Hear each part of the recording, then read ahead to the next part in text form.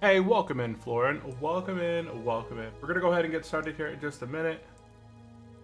Thought I had everything set up, but I think I'm missing stuff, but... Welcome in, everyone. Welcome in, Florin. Thanks for saying hello in the chat. Let's go ahead and... roll set, so we can go ahead and enable it. Perfect. Okay. Hey, welcome in, everyone. Welcome to Unchallenged Gaming. My name is Brent. Today, we're going to be continuing our adventure on our level 20 Orc Warrior. This is our 5th attempt at leveling a hardcore Orc Warrior. Every other instance of leveling a warrior has been a male warrior. That kind of had me swap over to the female Orc because every other character that has ever hit level 60 on hardcore on this account has been female. My female Night Elf Hunter, my female High Elf Paladin, and eventually my, level 60 female Orc Warrior. So that's kind of the path that we're taking right now. This is the the first time that I died, the highest level that I died at was level 37. The second one was 28 inside of Black Fathom Deeps. And now I've had multiple characters at level 20. And we're about to hit level 21, so this might very well be my third highest Orc Warrior. With that said, if you guys are brand new here to the channel, definitely go down below. If you guys are watching this live, hello, welcome in, everyone. If you guys are watching this on the repeat, I really do appreciate everyone tuning in. If you're live or if you're a repeated viewer, watching this in the past. If you guys have any questions or comments at all, at any time, drop them down into the comment section below. If you guys have a question about a quest, World of Warcraft, or just anything in general, I'm pretty open to any sort of questions and can answer anything. So with that said, we'll go ahead and get going. I did see Florin over in the chat. Welcome in, welcome in. Let's see here. Okay, so let's take a look at our map. Last episode we hit level 20 somewhere. I don't think I've trained level 20, so that's something eventually I'll want to do. I want to hit level 21, and then if we have time, either go into like Orgrimmar or Thunderbluff in order to train. I think that would be probably a pretty good thing. I do need Retaliation, and I think I get the Fear. So those are some really good talents that I need at level 20 for survivability. So we'll go ahead and taking a quick look here at my stuff that I'd like to do today. And have you done Wailing Caverns yet? No, I have not done Wailing Caverns just yet. That is on the agenda of stuff to do. We did hit level 20. Yeah, see, I still have my slow and steady stuff. So I just got level 20 earlier. May this humble gift serve you as a token of honor for your steady, fast journey through Azeroth. Keep the pace true, and fortune shall follow. So let's go ahead and pick up the item here. It's called the Speedy Monumental Bundle, and this thing has 5 fashion coins, a Treasure Seeker's Torch, and a Croak Cannon. Adds a toy to the player's toy collection. Let's go ahead and loot all this stuff out of here. So I got the treasure in my offhand right there. All this is just a torch for the offhand right here. And then I haven't seen the Croak Cannon. This is a completely new pet that they've added in for the slow and steady. Let's go ahead and get that.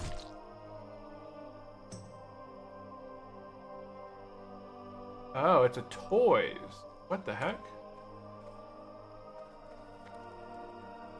Oh, you throw the frog at somebody. That is interesting. It has a 10-second cooldown. And then you can throw it at someone's face. That is interesting. Ain't that pretty cool? Look at that. Although it doesn't show the cooldown, you just throw a frog at people. That's interesting, but yeah, that is pretty cool. Okay. Let's go ahead and take a quick peek. 49. Hello there. What is up, John?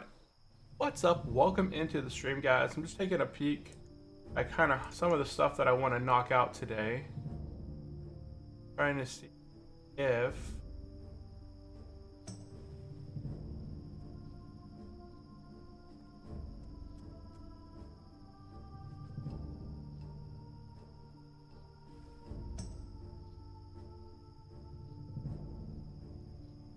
Yeah, I think we're going to be heading to Thunderbluff here soon. I know I should be heading to Thunderbluff here soon. Yeah, so we'll go ahead. We'll train in Thunderbluff in a bit. Okay, we're going to go ahead and start off by heading west to go turn in Varag the Dervish. I've seen so many videos on the lawsuit. It's crazy. Yeah, there's so much out there on it. I've seen Facebook posts, like multiple Facebook posts about like from IGN and a lot of other gaming groups and stuff like that. I've seen video after video of it. I think a lot of it is, you know, Blizzard's hyping up for something. They have something on their agenda, which it could be Classic Plus. You know, SOD has been, what, almost 2 years ago at this point. So they were saying that SOD it was supposed to be released as like a prerequisite Vanilla Plus to kind of test the audience, what they like, what they don't like. Obviously, they don't want to have a whole bunch of retail garbage added into the vanilla experience. What they want is vanilla and then have extra toppings, not a whole bunch of additional changes, kind of like Turtle WoW has had. Turtle WoW has added all of the additional stuff that was missing from vanilla, right? They took vanilla and just continued to add on to it. They added Hyjal, they added Telebeam, they added Balor, they added Northwind, Grim Reaches, right?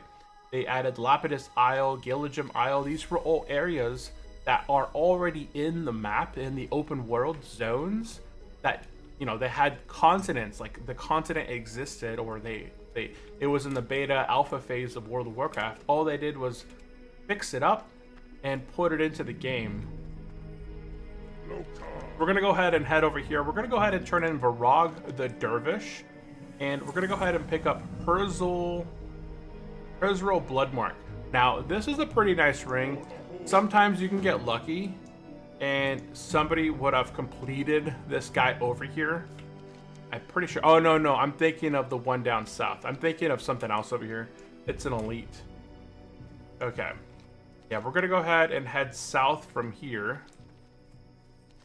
We're gonna head south from here and knock out a few quests. We got Herzl Bloodmark, the Horde Defender Axe, Altered Beans, I think is the other one. Yeah, Altered Beans as well. Okay, so we're gonna head south from here and go knock out those quests. Yeah, but I think Blizzard is probably just working towards releasing something of their own, and a lawsuit is a great way to get, you know, the word, like word of mouth of, against Turtle WoW. Everyone knows of Turtle WoW. Like, you talk to anyone, and anyone who's interested in World of Warcraft has heard of Turtle WoW for the most part, right? At least I would say about 50-60% of individuals that you talk to about World of Warcraft, they know about private servers, and they probably know of Turtle WoW, especially if they're like a vanilla gamer. They're gonna definitely kind of have looked into it in the past. So I think just Blizzard's gonna probably release something within the next 6 months, you know, 6 months to a year, some vanilla plus idea. And honestly, if Blizzard came out with a vanilla plus experience, I might try it out. I'm not sure. I gave Classic a go. When Classic came out around 2018 or so, I played Classic for about a year. And then after that year, you know, it was the same old. It was the same old thing I was used to. Nothing had been improved. And I played it for a year. I did a little bit of raiding, and then I was like, okay, hey, that scratched the itch of vanilla, but I just want more. I want more from what Blizzard offered. And that's where I came to Turtle WoW.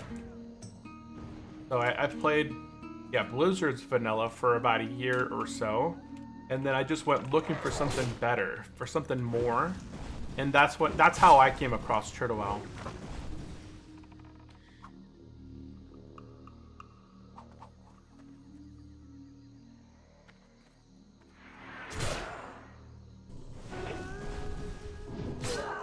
Pommel. That is how I came across Turtle World of Warcraft. If anything does happen to Turtle WoW, it's not going to be within 2025. It'll be later on. So I'm going to continue enjoying the Classic Plus experience that Turtle WoW offers. And then if and when, if anything happens to Turtle WoW, then I will go ahead and, you know, pivot and divert somewhere else.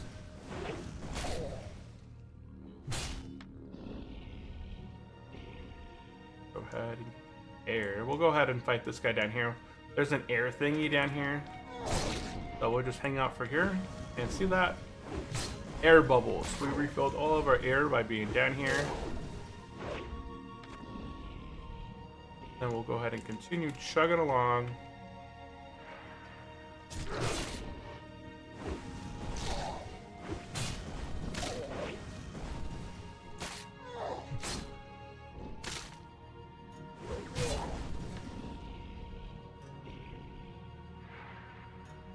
I'm gonna go ahead and get some breath. Although I don't need it, right? I just better to get it than not get it.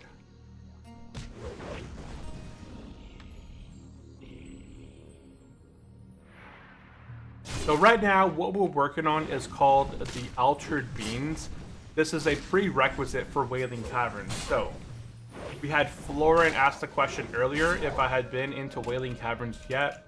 And no, I haven't gone into Wailing Caverns yet. That's primarily because I'm working towards getting every single prerequisite completed. I think there's 3 or 4 quests located above Wailing Caverns. There is a quest that you work your way towards here in... yeah, wait, hang on, mind. That's my breath alert reminding me to get air. I wanted to finish off my tin though. And then there's 2 quests, I think, or 1 quest that you pick up in Ratchet. And then you end up turning the shard back into Ratchet.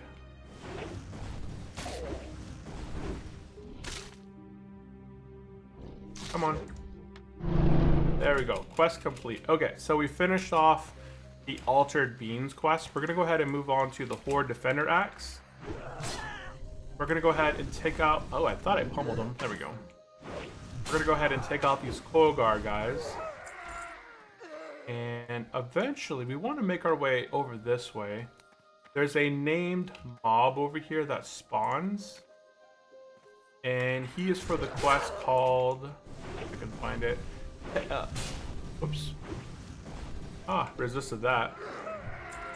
He's for the quest called Hezrul's Bloodmark. We're gonna go ahead and take him out in just a minute. He spawns up over here.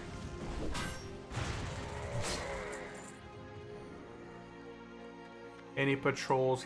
Oh, that would be actually a pretty good time to have retaliation. I won't need retaliation to take him out, but just kind of going forward, I do need to go train some skills.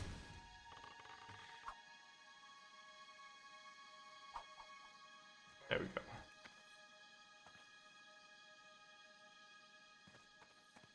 And I'm in combat.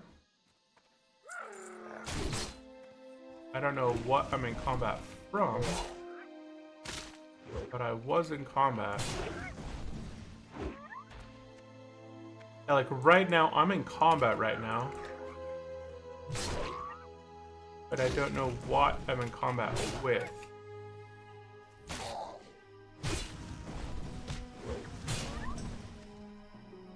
Now I'm not in combat anymore. Yeah, see, now I can charge. So I don't know what was causing me to be in combat right there. Oh, there's Hezrul right there. Wait, no, that's not him. It's just a little pack. Normally he runs around. Oh, that is him. Oh, no, that's not him. He spawns right over here.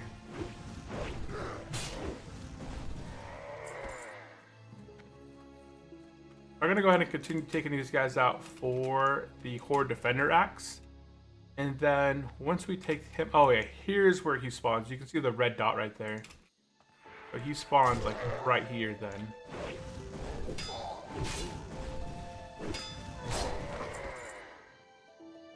Nice.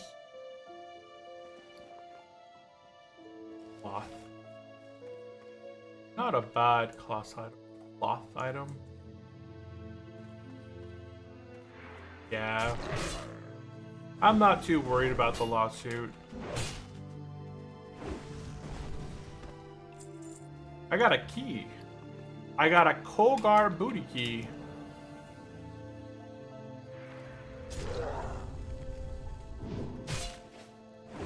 Interesting. There we go.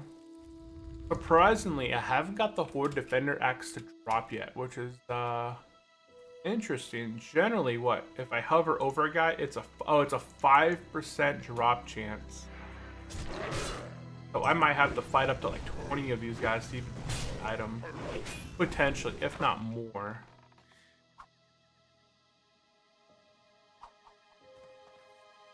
And he's dead.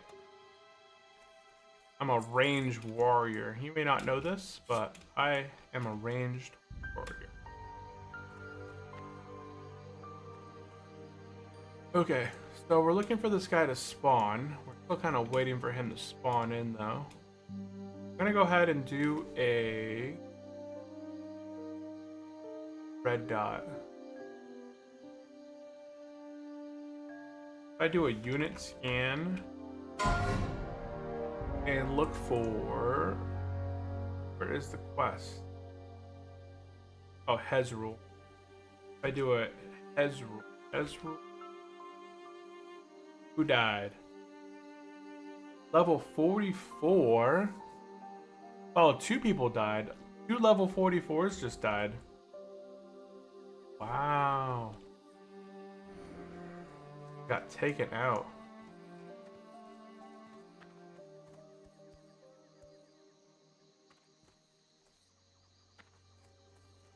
I had so much rage built up. And then it's all gone. Huh.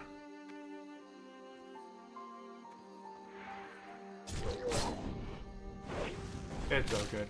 If you guys have any comments or questions for me, definitely drop it into the chat. I think the lawsuit is going to be one of the biggest things out there, though. So many videos and content's going to be about it, but it's all generally the same thing.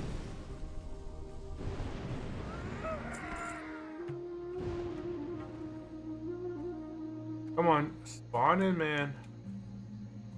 It has a... I don't know why the red dot goes away when I hover my mouse over there.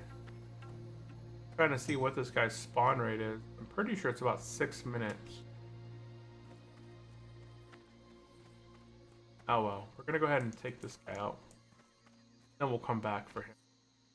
My unit scan should notify me that he spawned in, but we'll see.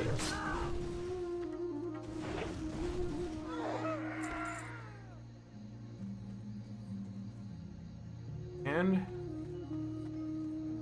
happy Monday, everyone. I hope everyone out there is having a great Monday. I know you want to hit me. Aha! Took him out before he wrangled me.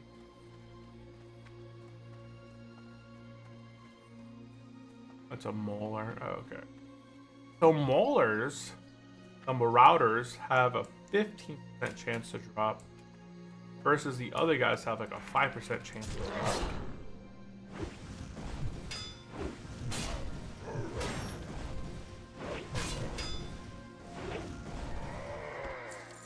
Nope.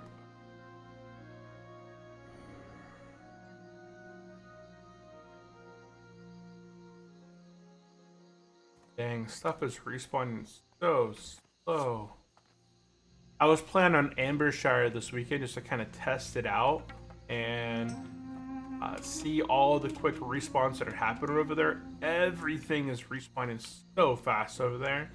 It's extremely deadly to go into any sort of like cave or any sort of like, not even like a cave, but like any area that has one entrance in lots of mobs, like high density areas.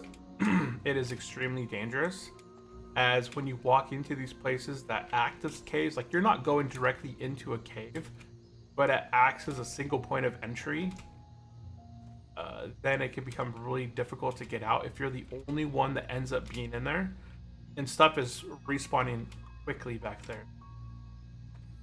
Oh, I don't this.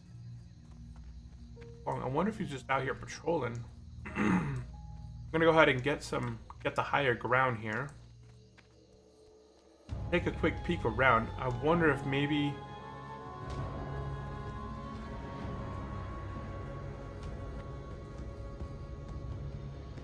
there's that guy. Okay, stuff is beginning to respawn. It just takes so long to respawn.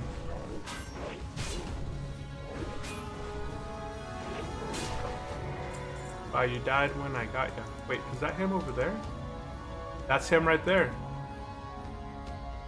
Okay, so he's got 2 guards on him. He's got 2 level 14 guards. I think we should be fine. I'm in combat right now, though I can't charge.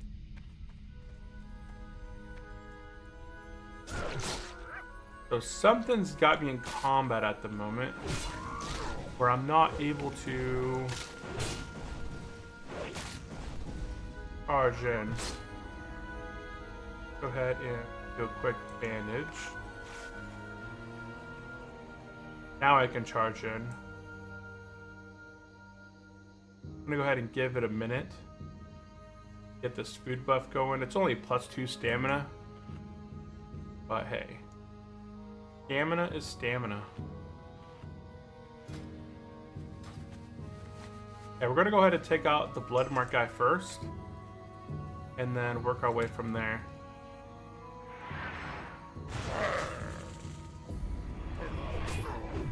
Okay, this is where retaliation should be pretty good right here. But I have potions.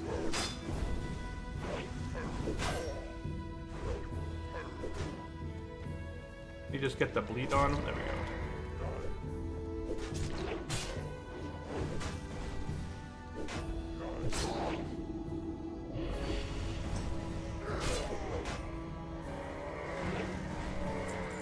There we go. And we got the blood mark. Cheers. Did we get both of the guys? Both of the quests off there? Yeah, look at that. We got the long Colgar bow and we got Hezrul's skull. We completed both of the quests that we were down here for. Completed Hezrul's blood mark and we completed the Horde Defender axe. And we completed Altered Beams already as well. Okay, so we're gonna head up back north and go turn these quests back in. We're gonna go ahead and turn Hezrul's mark back in. That's gonna give us a ring. I'm not sure if I'll upgrade anything better than what I have. I used to have a +1 intellect ring, but I got an upgrade. One of the guild mates hooked me up. I got a bit hooked up there. I got a leatherback snapjaw, a olive snapjaw. That's it there.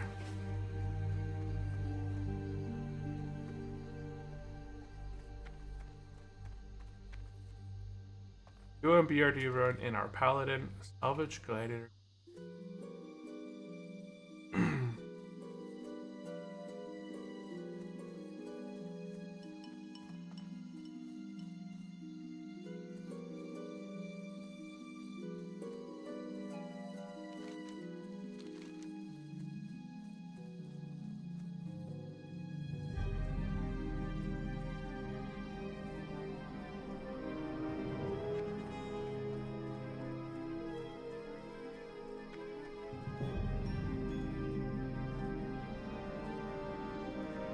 But they're double sword boots? No.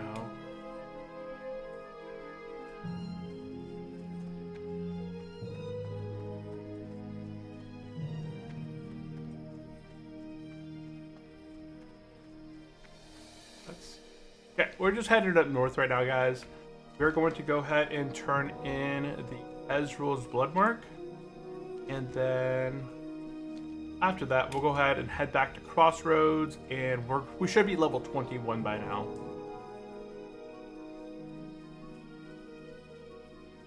Yeah, we should hit level 21 here shortly.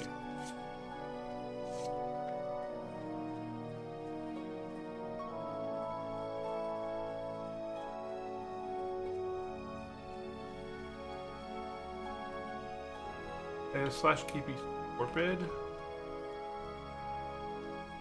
That it? Heavy Scorpid. Yeah, slash deep heavy. Oh, is it tough? Tough. Tough Scorpid.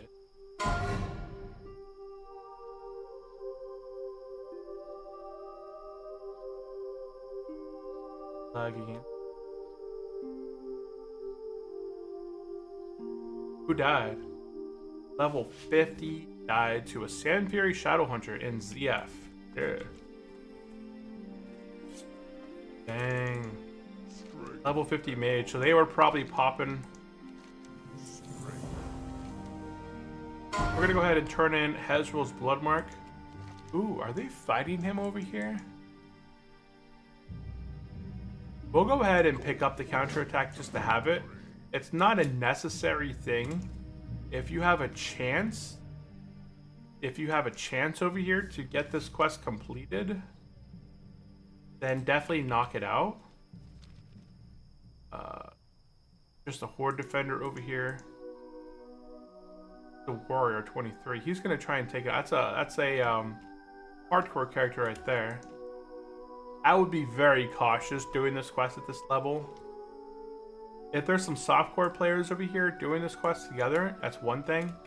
But I wouldn't go in there individually and try and get those. And these are all... there's a few hardcore players mixed in there.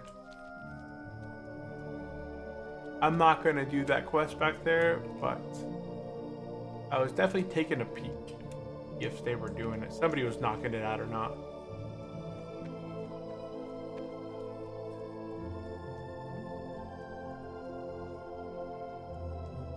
Okay, let's do a quick peek here. So I got this 3 agility, 1 stamina ring. Is it better than 1 strength, 1 stamina, 10 armor? I'm not sure. Let's go look at our... I don't think so. I do get more crit. Oh yeah, those I should probably wear them.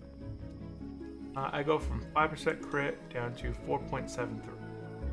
I'm not sure what's better. Give it up just a little bit of attack power for that 25% chance to crit. It could be pretty nice. That is not what I swap out. We'll keep both rings just in case. And John says, I'm waiting on a Rogue HC play though from... Wait, blah, blah, blah. I'm waiting on a Rogue hardcore playthrough from you, good sir. Yeah, I haven't ever played a Rogue before. Rogue is going to be a Goblin. So, right now I'm working on the Orc playthrough, which is the Horde. Then I'm going to do an Alliance playthrough. Of the Alliance side, I have a Gnome Mage, and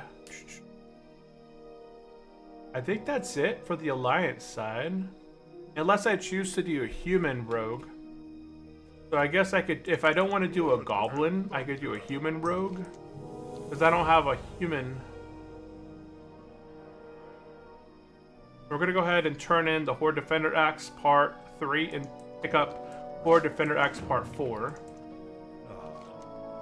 Yeah, I'm still undecided on... Why can't I sell all this stuff? There we go. Up.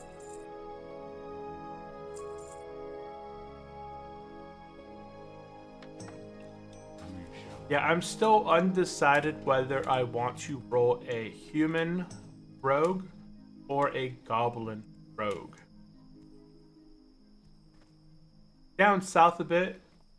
Ooh, Alliance. I swap back and forth. So my first playthrough was like a Night Elf Hunter, then I played a Tauren Druid, then I played a Paladin High Elf, then I played a... oh wait, I had a Dwarf Priest, which was a Alliance. Now I have an Orc Warrior. Next is going to be either a Gnome Mage or a Human Rogue. And then I have the Undead Warlock and the Troll Shaman. And there we go. We got level 21. We're going to go ahead and pick up Humal Rune Totem. This is the prerequisite for Wailing Caverns. And then we're gonna always skip Mara Rune Totem. This one leads to Silver Pine Forest, which we're not gonna bother ever going that way. So we're just gonna go ahead and skip over that. Okay, quests in our quest log. We have 15 quests inside of our quest log. Let's go ahead and take the flight path down south to Camp T. Yeah, we're gonna go ahead and take the flight path down south. And then turn in a few things and then make our way to Thunder Bluff. Okay. And I did level up, so I got a talent point here. I'm gonna put one more point into improved overpower. You know, overpower procs a ton out of class changes too. And now we have improved overpower with a 50% chance to get a critical strike when we use overpower, which is just huge, right? So my base crit is... Oh. Weird, I thought my base crit was a bit higher. I thought I had a 5% base crit. I don't know what was causing it to kind of spike up a bit. And John said, oh, I'm just joshing you. It's all good. My first character was a Night Elf Druid back in Wrath. Oh, you started back in Wrath? That was a good expansion to start playing World of Warcraft. Like, Wrath had everything, right? That was still vanilla. It was still the vanilla experience. You still had access to talent points. You still had access to the old world, the Burning Crusade, like the Outlands, and you had access to Northrend. You still played through the game pretty normal. It wasn't until Cataclysm where, right, hunters lost their mana, they used focus. The talent tree completely went away and they changed it for like little, I forgot, like the little options. You had like 3 little options between level 5 or level 10, 15, 20, 25, right? It was a weird system. I didn't like it much, but okie doke. Down south, we're gonna go ahead and turn in John Skyseer. Now this quest is located down south, and we're not heading down south just yet, so you can skip over Ishamael for now, but you are going to go ahead and want to pick up Melnor Sends Word. This is in Thunder Bluff. This is which we're heading to Thunder Bluff essentially right now, so we want to pick up the Melnor Sends Their Word. And then nearby, we want to go ahead and turn in Tribes at War. Let me go ahead and nab it real quick. So number 4 is Tribes at War.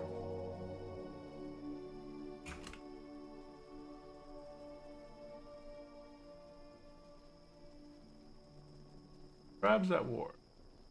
I'm not sure why I haven't turned this one in yet. So we're going to go ahead and turn in Tribes at War and pick up Weapon of Choice. Oh. The Blood Shards of Agamagon. I was thinking something different here.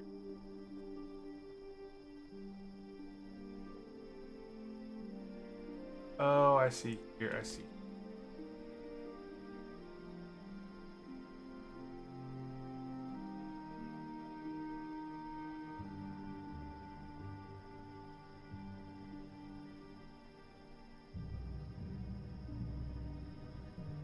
Up. 5, 6. Okay. Now we should turn in Blood Shard of Agamagon. And then I'm not going to turn in any of this stuff just yet. If you start turning in some of this, it's pretty much going to get wasted because we're going to head to Thunderbluff in a minute. So you're going to get these buffs and they're going to just drop off anyways on their own. So don't do that just yet. Another quest in here. It's the Agamagon one. Okay, head back over this way. We're going to go ahead and pick up Weapon of Choice. Right on back here by the furnace. We're going to go ahead and accept Weapon of Choice. And now, if you'd like to sell and resupply, you guys can go ahead and do that.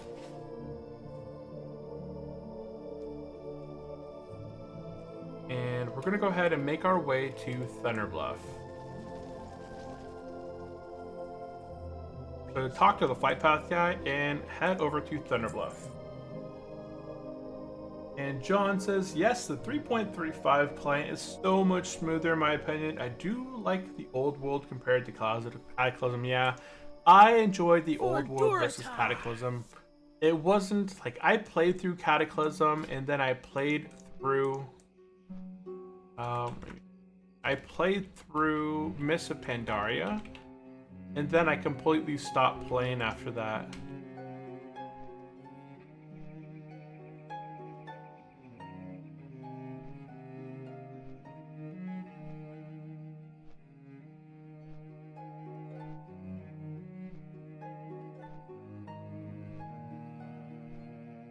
Okay.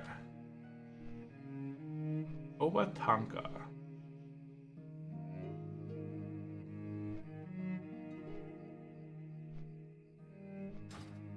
Okie doke.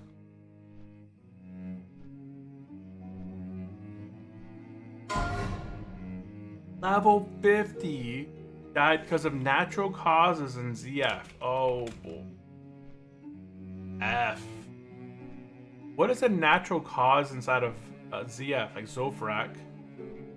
Is that like maybe they killed a mob and then somebody killed them afterwards? Died of old age, somebody says in chat.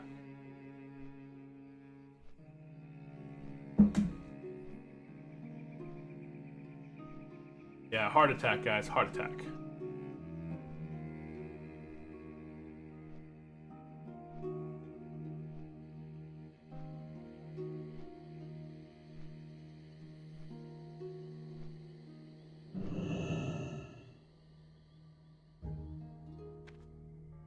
Yeah, they should have dropped grouped in Hollow Earth. So the way that the oh.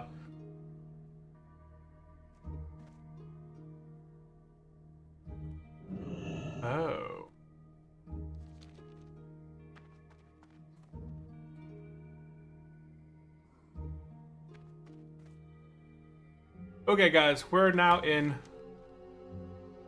Thunderbluff.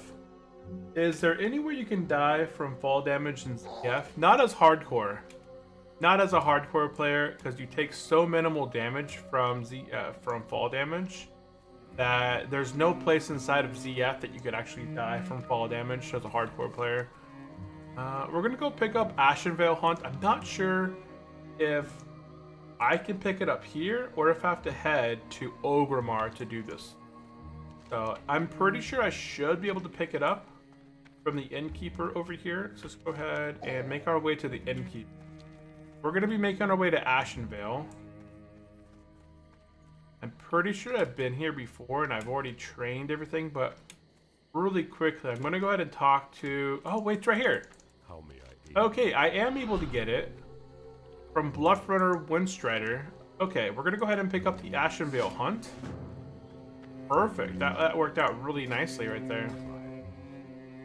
Okay, at this point, we're going to head up to the Hunter's Rise and go turn in Melinar Send's Word. We're also going to train Warrior level 20.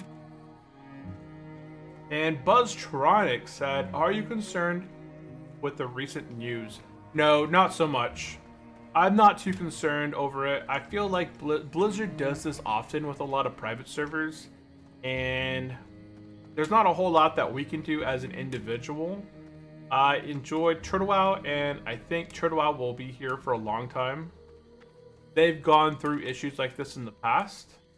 You know, copyright issues from Blizzard and stuff like that, like taking down their YouTube channel and all sorts of stuff. You know, it might change a few things in the future, but there won't be anything done here in the short term that would cause any negative issue. So I'm not too concerned. Said, not concerned, but you answered the question. But no, not too concerned about it.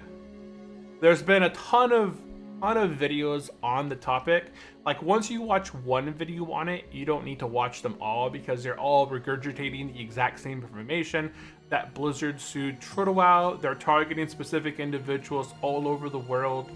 You know, from Russia to the UK to Europe to even like one individual within the United States that was their project leader, I think it was, or some sort of something of the sorts. And you know, as far as jurisdiction goes and all that, you know, I'm not a lawyer or whatever, but from what I've seen, it's just kind of like a gray area. Yeah, I read the thing marketing. Yeah, he does like their marketing and stuff like that. So we're gonna go ahead and turn in Melnor Sends Word, and we're gonna skip Steel Snap for now.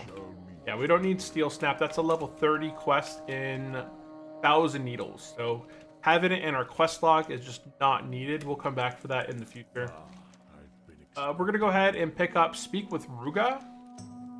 Rage Totem. This is a warrior quest. And then we're gonna go ahead and train. We're gonna go ahead and get Rend, rank 3, Retaliation, Cleave, Intimidating Shout, and Intervene. Okay, so I got a ton of new stuff. Okay, so first one is I got Rend. My bleed automatically updated. I did get Retaliation. That's going to be like a, you know, everything hits the wall kind of thing.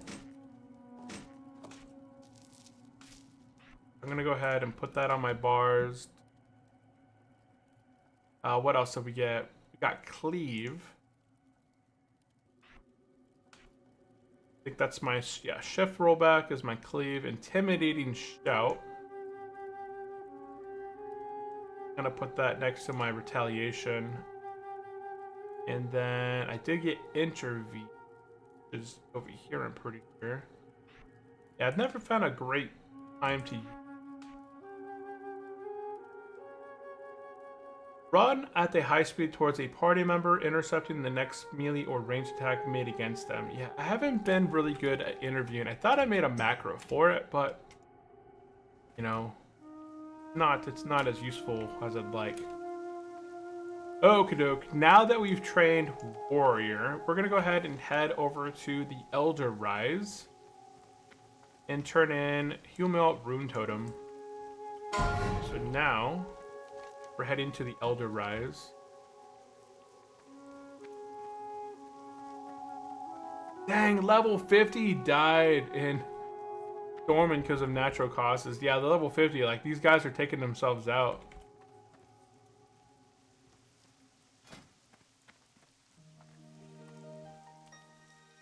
Divine Intervention, probably. If,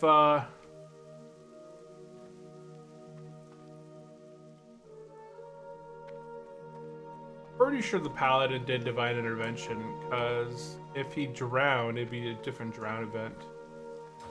What was I doing? Something.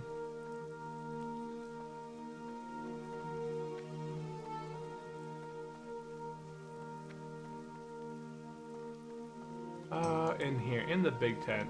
Okay.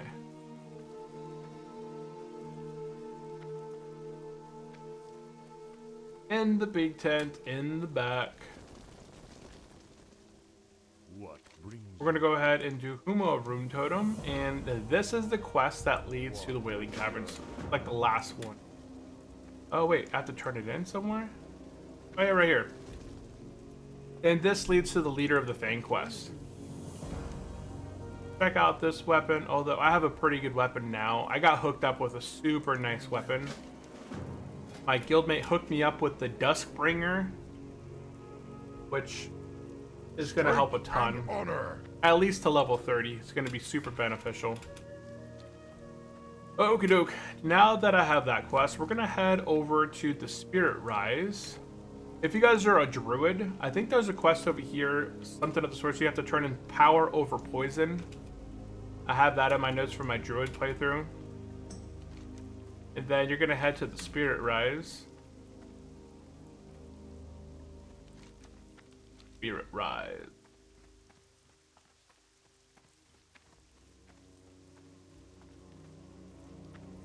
Darkmoon Ferry, guys. Darkmoon Ferry is in Mulgar. This is a great time to get our mount. This is a great time to get a mount. We're going to be headed up to Ashenvale here soon. Spirit Rise that we're going to? Yeah, Spirit Rise. So after I'm done here getting all these quests, we're going to head down to the Darkmoon Ferry, pick up the quest to get my mount, and then when we head up into Ashenvale, we're going to get the mount today.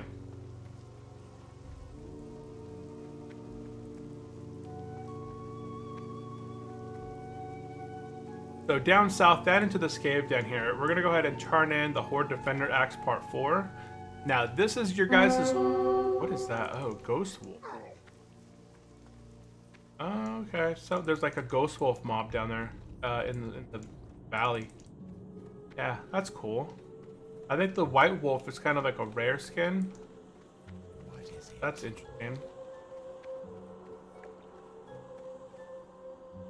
Okay, so right here in the back, we're going to go ahead and turn in the Horde Defender Axe Part 4. Now, at this time, you have some options. Option 1, you can accept the Horde Defender Axe. You're going to get automatically teleported to Westfall. So, for example, if you don't want to get teleported to Westfall, and you just want the scroll, you can go ahead and take this item, accept the quest, and then line of sight the cast right here. So when they go to teleport you to Westfall, you won't get teleported to Westfall. You're going to have this thing in your inventory that allows you to teleport back to Thunderbluff. It has a 60-minute duration, and you can do it every 5 days. You can use the Scroll of Return to bring you back to Thunderbluff right here. So, if you did get teleported to Westfall, you would make your way in Westfall. Let me go ahead and pop open my map right quick. Boop, Westfall here. You would head over here in the graveyard in Moonbrook. There's like a graveyard in the backside. All you would do is go head over there and pick up an axe off the ground. And then you would use your scroll, and that would return you back to Thunderbluff. Right back in that area down there. And then you could turn in the quest, and then you would get the next quest, which is the Horde Defender Axe Part 6. And Part 6 has you going into Warzone Gulch. All you have to do is play one match of Warzone Gulch and get that token, and then you could turn it in for the Horde Defender Axe and basically have a freaking sick axe. But I do not recommend it as a what's it called, PvP player, as a hardcore player, because it has you going into PvP. Okie doke, let's go ahead and take a quick look here. I'm not sure if your alert add-on is reliable. Are you going to do dead mines? You don't want to be dead by what? You don't want to be dead in the mine. Are you going to do dead mines? Or you don't want to die in the mines? See, I'm not going to be doing the dead mines.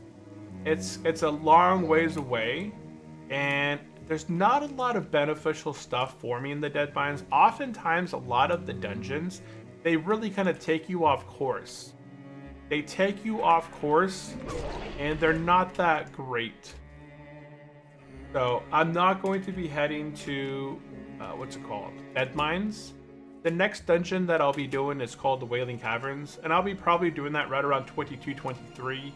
I've pretty much got to the point where I can do have all the quests. Okay, we're gonna go ahead and get Tortoise Egg, and now I'm gonna use the scroll. I'm gonna go ahead and show you what the scroll does here. Boop! It just takes you back to Thunderbluff, right back here. And if you drop this quest again, where's the Horde Defender Axe? Quick Horde Defender Axe. If I go ahead and abandon this, so she does the same thing. You can always use this quest as long as you don't complete this quest. You can always accept the quest, line of sight her, and then you have this scroll. See, it has a 7-day cooldown. But as long as you don't complete that quest back there, you can always get teleported to Westfall. So that's just something to keep in mind. Let me go ahead. And now I can go ahead and drop the Horde Defender Axe. I'm not going to be completing this quest. Oop. Okay. Okie doke, okie doke. That is it in terms of all that mess. Oh, yeah, Ghost House right down there somewhere. Yeah, you can see them right there. Let me rewrite this whole thing. You don't do the toxic turn. Yeah, the alert add-on is telling me of this guy down here. You can see him walking down the path down there. That's the alert add-on. He is alerting me. It's a level 20. It's a level 12 rare ghost wolf or a wolf. That's what it's kind of notifying me of. Boop, boop, boop. Okay, we're gonna go ahead, head back up to the flight path. and then take the flight to Crossroads. Let me go ahead and take a quick peek here.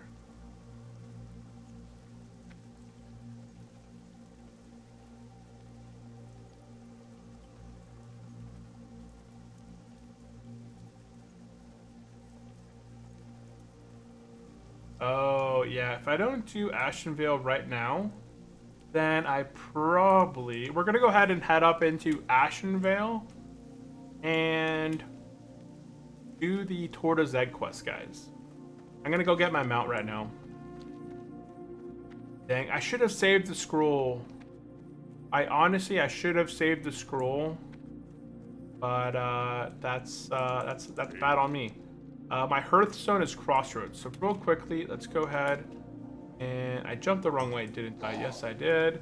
We're going to go ahead and temporarily, because I am working on the Dark Moon Fairy quest to get my mount, I'm going to go ahead into this inn over here and set my hearth right here. Otherwise, I would keep my hearth at Crossroads. But for this time being, I'm going to go ahead and set my hearth right here. Browse your goods. That's not what I want. I want to make this my inn. Accept and go.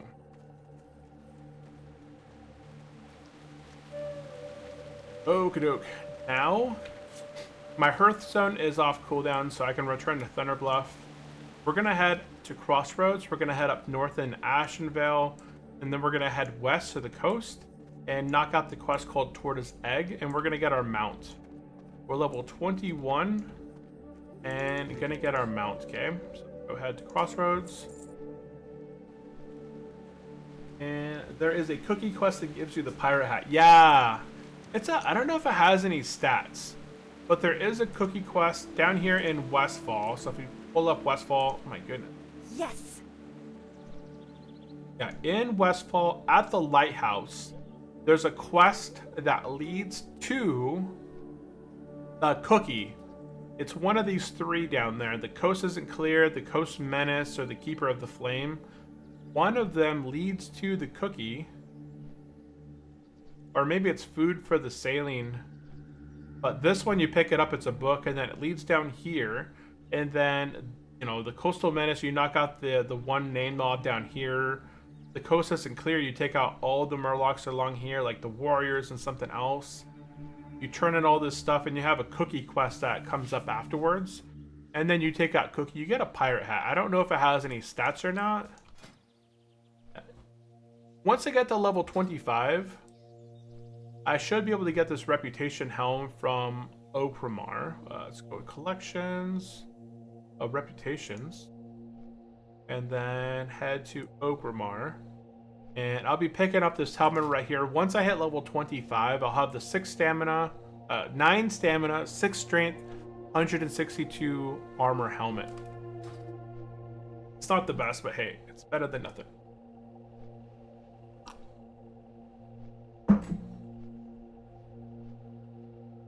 Okay.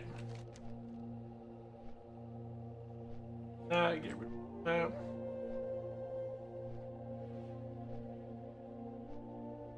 Okie doke. 7.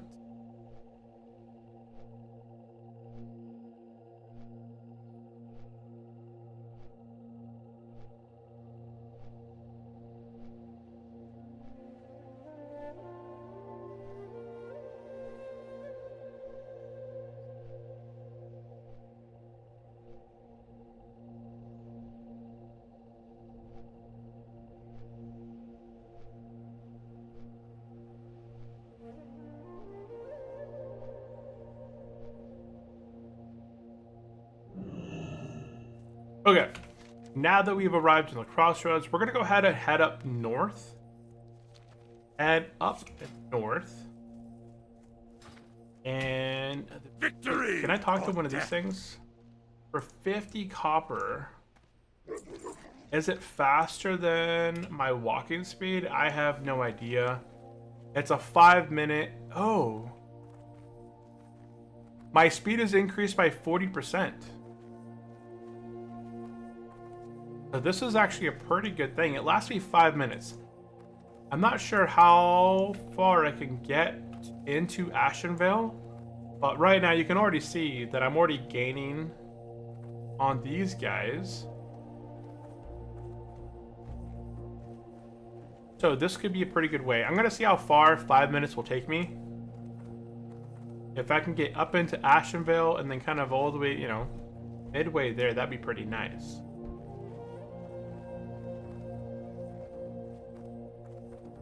I didn't need them. My macro activated them. I don't need these guys. Or my add-on, or my thingamabob. Unit scan.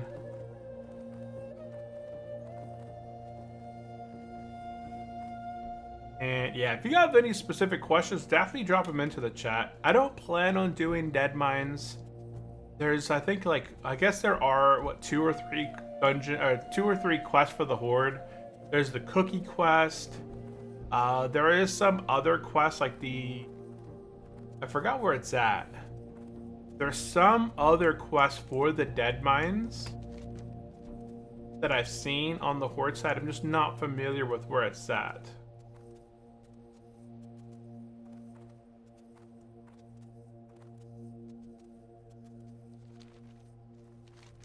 We're still on our path. Yeah, see, we already got 4 minutes left. And we've cleared almost all of the barrens. So we might be able to make it up to like the midway point right here. I'm thinking that we'll probably end up stopping right there. Because now we got 3 minutes remaining. Come on, hurry up.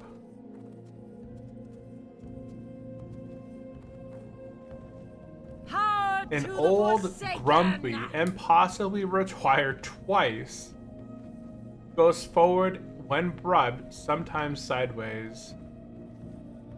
Your speed is increased by 40%. Oh, I didn't see the quest back there. I'll turn that quest in later. Right now, I'm really just trying to get as far as I can on this increased speed before I get dismounted. So we're just kind of huffing it and puffing it all the way up into Ashenvale as quick as possible. I'm not going to be turning in any quests in at the moment. So yeah, we passed by the guy to turn in the nugget slugs, and we're going to pass by the guy to turn in report to Kadrak. Looks like there's a group getting put together for Strat Undead. Yeah, see, there's a group getting put together. They're all in Eastern Plaguelands, about to get started.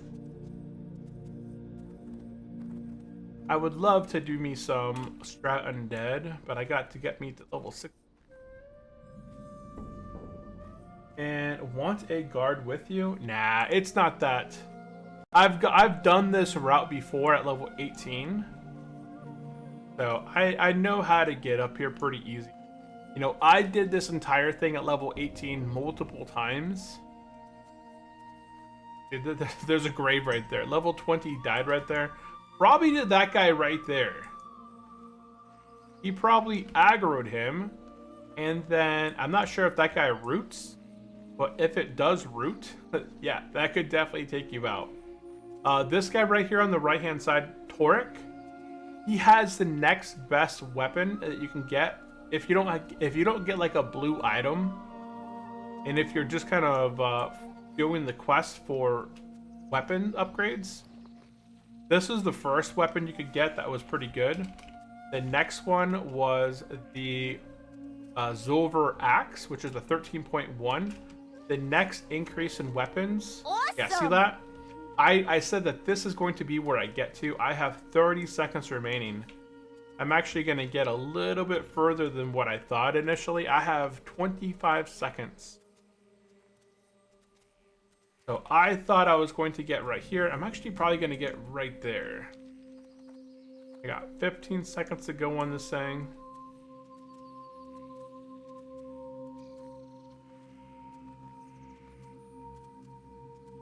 Let's see if I make it to the dot. 4, 3, 2, 1, and boom.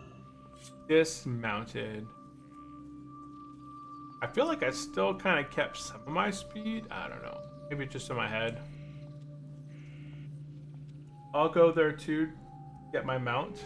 Oh yeah. For sure. If you guys don't have your mount yet, if you guys are Horde and are level 18 or higher, this is a really easy way to get a mount.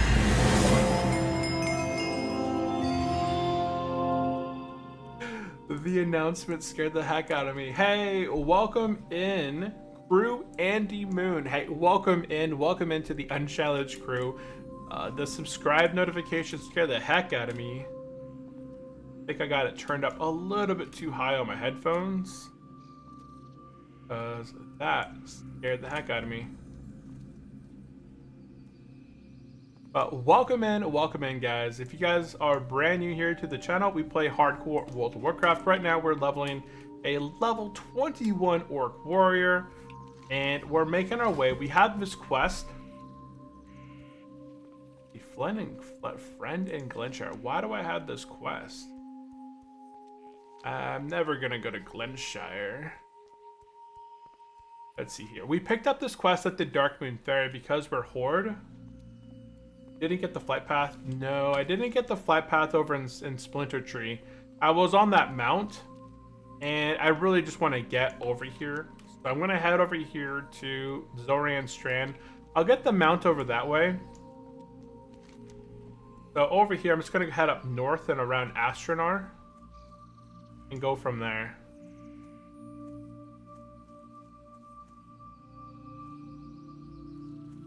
Bronze? Belt buckle by...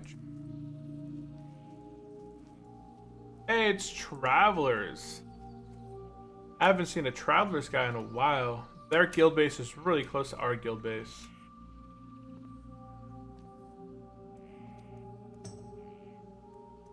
Not bad, not bad. No, I didn't get the flight path over in Splinter Tree Forest. I'm gonna get it eventually. When I do get up to the normal path to Ashenvale in the future, I probably won't get to Ashenvale by default right now.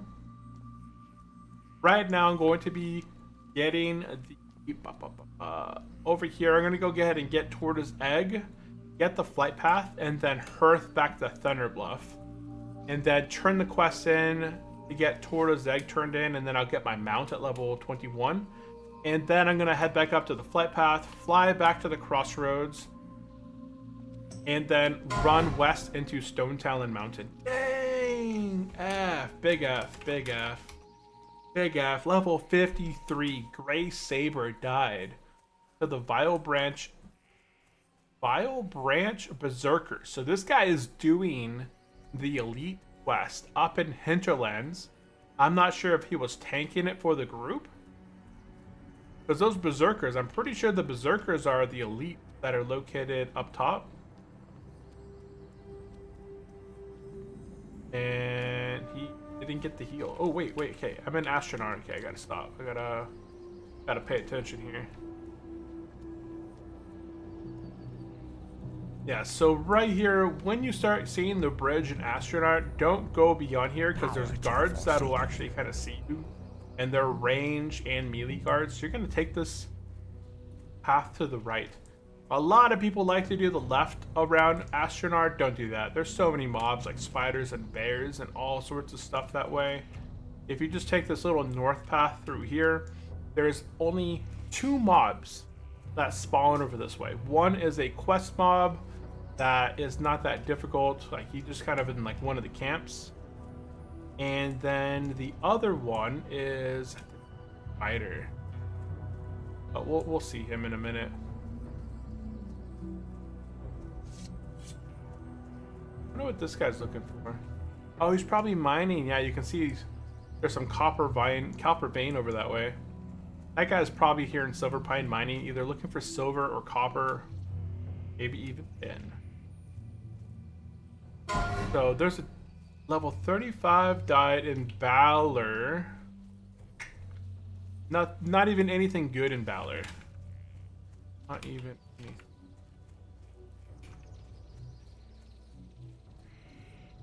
Yeah, I heard that Valor is not worth doing as an Alliance player.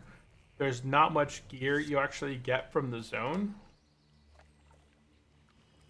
Oh, they only got 2 people for a Strata Undead. Yeah, see, he's the first guy you're going to run across, and he is level 19. He's the only mob over here that you're gonna fight. There's sometimes one more mob. There he is. See, a level spider over here. So those are the only two mobs that you're gonna run across when you're making your way this way. And you can, as long as you're level 18 or so, which you should be, you can just run right here to the right, and then jump right through here and continue on your way.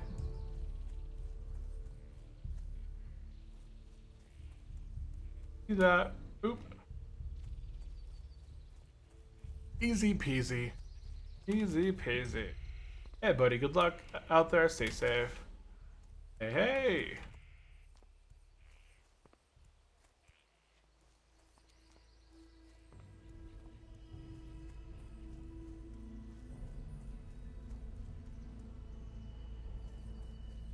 Nice.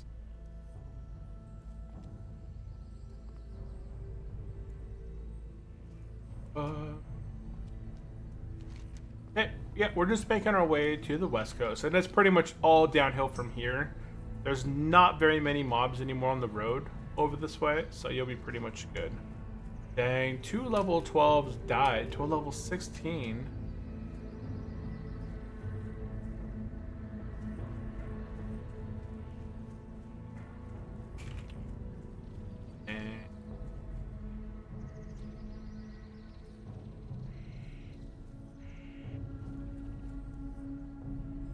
Okado.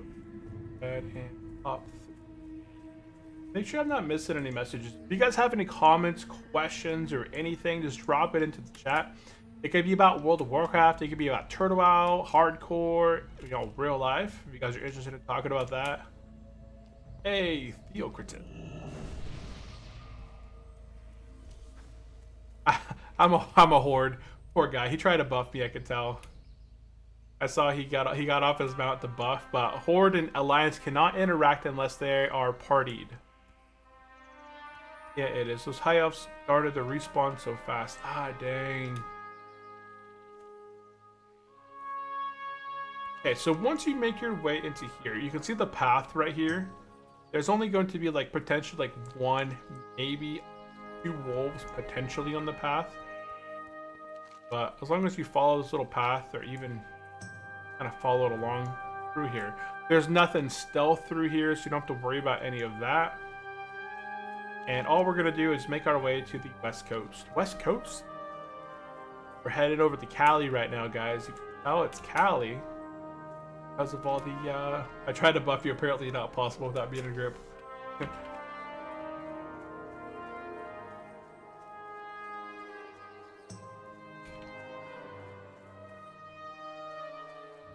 Oh, yeah.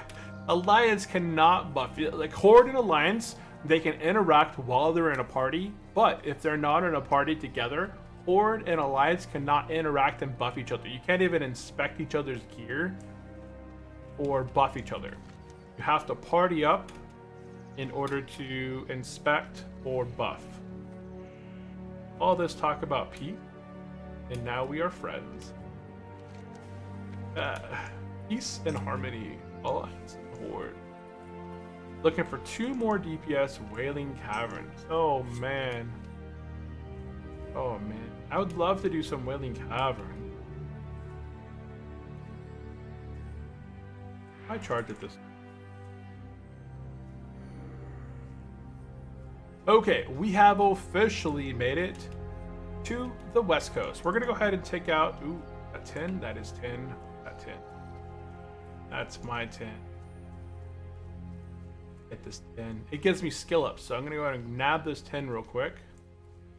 You know what scale I would love to see the warriors have in WoW? Is that leap attack. I think they get it added later on in later expansions, but you know, warriors, barbarians across different games and you know, from Blizzard have always had some sort of like leap or combat jump attack. I think it would be so fun to see.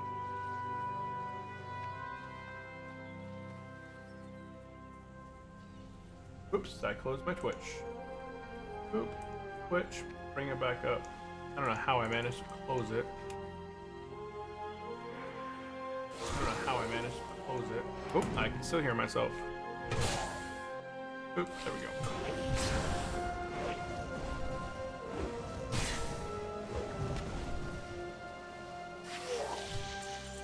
And first mob that I take out, first mob that I fight, I get the quest called Tortoise Egg. So, while, you know, whatever chance it had to drop, I got it on my first kill.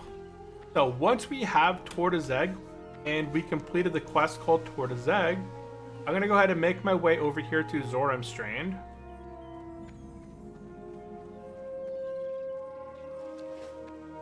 And we're going to go ahead and talk to the flight path guy. And at this point, I'm going to go ahead and hearth the... we're going to go ahead and hearth the Thunder Bluff, head down to the Darkmoon Ferry, and turn in the quest. Now, this would have been the perfect time when I turn in the Horde Defender Axe to keep that scroll. And then I could have just kept the scroll to return back the Thunder Bluff underneath that hour. And I probably should have done that, you know, if the Darkmoon Ferry was here. That would have been the perfect time to use the scroll and teleport all back here and all that. But, yeah, no problems. Boop, boop, boop. Okay, we're making our way. Making our way back. In Fair or Ferry? Darkmoon Fair? Is it Darkmoon Fair? I call it Darkmoon Ferry. It's Darkmoon Fair, right? Let's see. Yeah, Darkmoon Fair. It's the Darkmoon Fair. Dang, level 18 just died. Oh man, Ripperoni. Yeah, we're gonna go ahead and turn in Tortoise Egg and a Moment of Truth, 2,000 experience, and we get the Swift Riding Turtle. We've seen this many times before. We're gonna go ahead and, where is it? There's our mount right there. And there we go. We got our tiny, tiny little mount, but it works. It's perfect. And there we are. We got our mount. Now, the mount travels at 50% of your level. So if you're level 20, it's going to go 10%. If you're level 22, it's going to go 11%. Level 30, 15, 40, 20, and so on. So while it's not fast, it does... okay, I'll just wait over here. It does increase your speed, especially if you're going long distances. You will notice the difference by using it. And let's go ahead and hop on here. Buzztronic says, I wanted to show you my Zug Zug. Might see you someday. We didn't get to meet. Oh, were you heading over to the, where is it called? Were you heading in Ashenvale?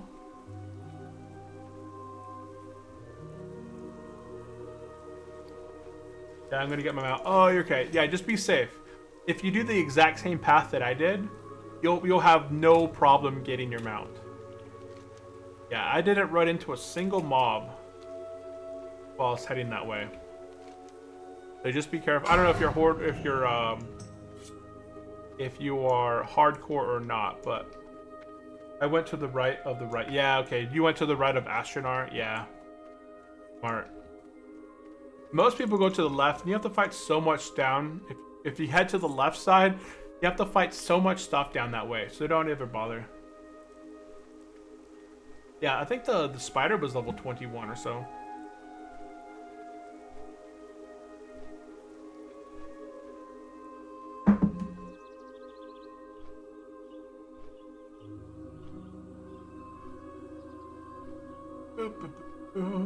Forget their name. Not spider. They were level 21 mobs. Timber. Oh, yeah. They're not timber, I don't think. But they should. Where am I? I'm in Ashenville. Yeah, right around here. This little path right here. There's not the timber mob guys. Oh, the Furberg. There's only one Furberg that hangs in the camp over here. There shouldn't usually be any more than one Furberg right here and like one spider right here. Yeah. There's only usually two mobs that hang out over here. The Furberg in like the middle camp and then the spider right around there. But if you just kind of walk along the left path, you shouldn't have any issues. Oh, yeah. If you head up to the right, yeah, there's so many up in this back area. Remember that whole cave? There's an escort quest back there, freedom to rule. Like, a whole place back here is nothing but Furbergs. And yeah, you don't want to go up too far up north, right? Because that place is death. You know, this is all has a whole bunch of Furbergs through here, loops all the way around. And then there's that cave back here where a lot of people died doing that escort quest.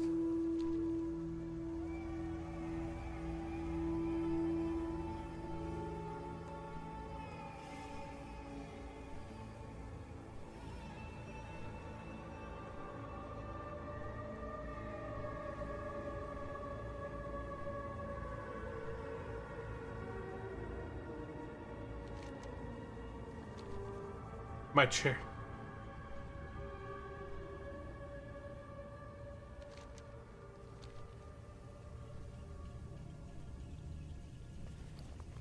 Take it to the limit. Bum ba dum bum. Oh man, I should have actually turned in some of those quests. I have the nugget quest would have gave me an empty slot. I don't need the. Let's go ahead and get mounted. Yes, I can say that now. I'm gonna go ahead and toss the Kogar booty key. I don't need it. Go ahead and throw some stuff in my bank real quick. That stuff right now. Get rid of it. Oh my goodness, level 15 burned to death in a Ragefire Chasm. That's a funny death. I know it's sad, but it's a funny death to burn inside a Ragefire Chasm. And it's so sad when I miss Overpower. Yeah, missing Overpower is... Oh, we got one individual heading down into Crossroads. I wonder if he's going to be taking out people. Oh wait, I'm out on my mount. I thought I mounted up.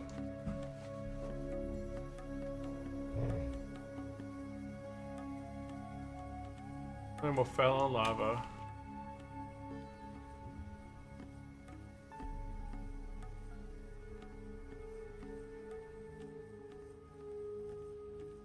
Darwin.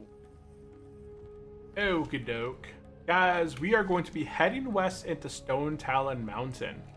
We're going to be doing a ton of quests inside Stone Talon Mountain. Getting up there, getting... It looks like it's been changed a lot. Yeah, this is all new back here. Oh, they added the Aminalore pathway. Trying to see what else is new. From the looks of it, it looks a lot different on the map. Hold on. Head up. Remember this whole area. Arachnophobia. Okay, this is new back here. I don't remember any of this. Oh no, this is the spider area then back here, but that little hut right there in the map looks different. This must be the Red Ridge area, or called Sun something? Called Sun Rock Retreat. Yeah, Sun Rock Retreat. I feel like the map just looks different.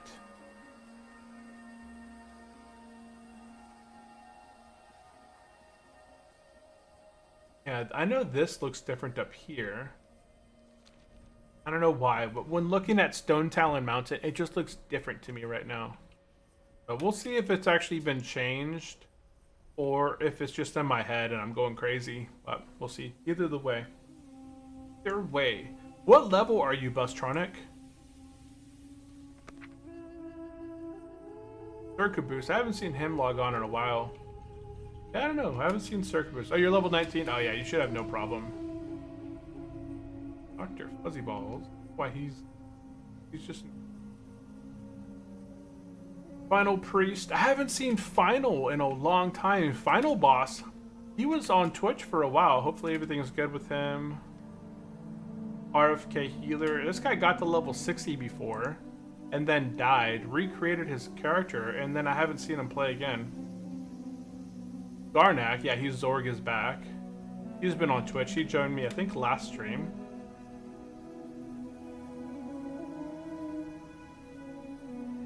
Which? Christian? I haven't seen Christian in a while. Yeah, a few guys out there I haven't seen in a bit. Okay, we are about to hit the border of Stone Talon Mountains.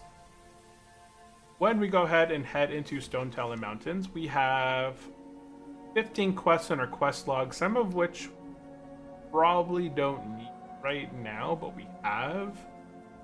Like this here, a friend in Glenshire. I'm probably never, ever, ever going to head into Glenshire. I'm going to go ahead and drop that one. Now, if you guys are not familiar with Glenshire, it's way over on the Eastern Kingdoms, located in this Whispering Forest area. This is a completely new custom area.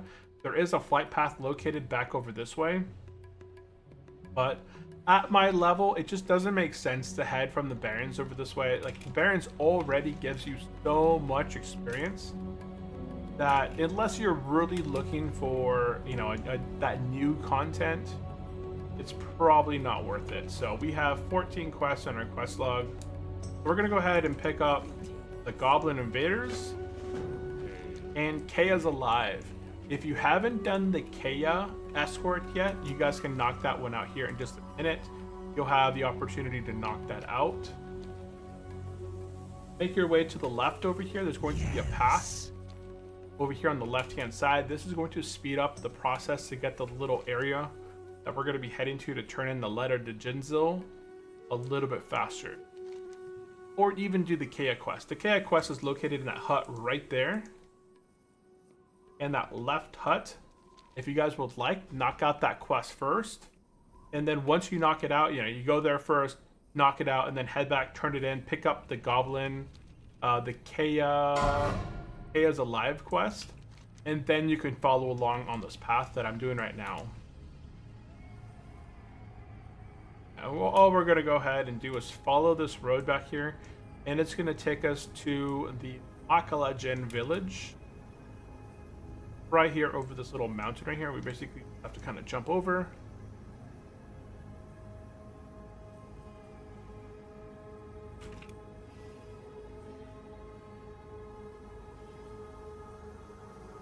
Yep, right on down here. Jump on down. Boop. Okay, in the cave, we're going to go ahead and turn in the letter to Jinzil. You don't have to pick up the follow-up quest. We're going to go ahead and turn this quest in. Yeah, there is another quest here called the Jinzil Forest Magic.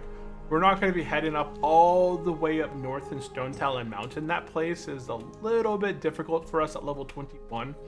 So we'll be going into Stone Talon Mountain again in the future. But don't worry about picking up that quest right now.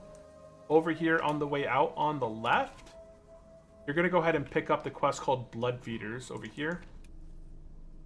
And Buzztronic said, I did a similar jump to you when you jumped Thunderbluff to DMF and then I died. It doesn't always work. Oh, I'm playing hardcore.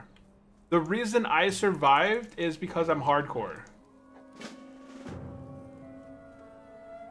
As a hardcore player, we take only 10% of our total life as fall damage. So if I have 1,000 life and I fall and I fall and I fall and I fall, like I can jump off the Great Lift and I will only take 100 damage because I have 1,000 as my max damage. Like right now, if I fell from the Great Lift, I would only lose 84 life because that would be 10% of my total health.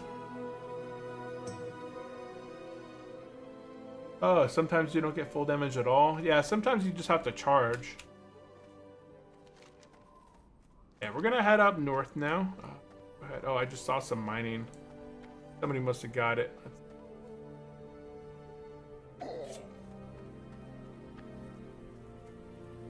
Let me see if anybody wants to do any HC4 fighter in Stone Talon. Is this the right way? Nope, not the right way.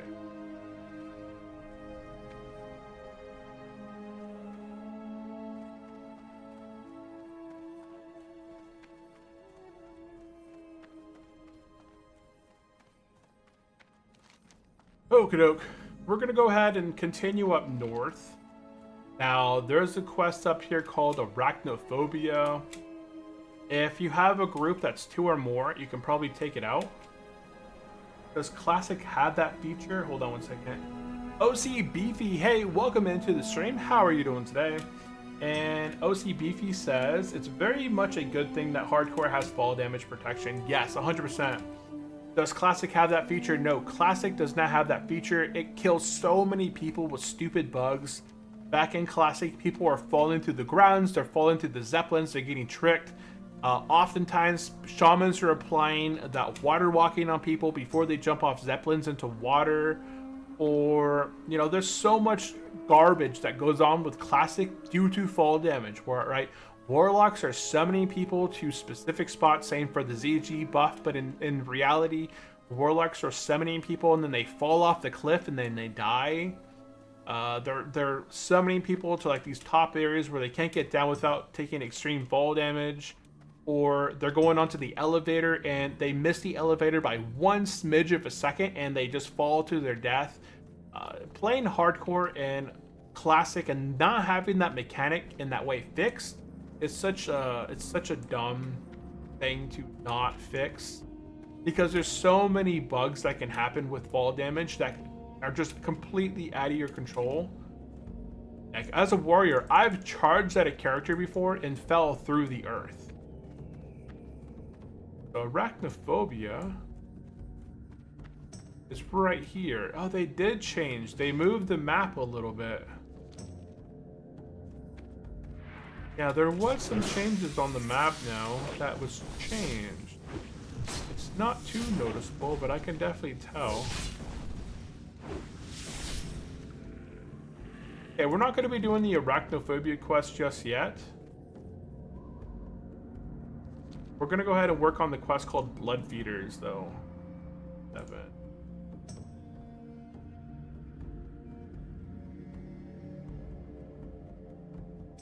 Let's see.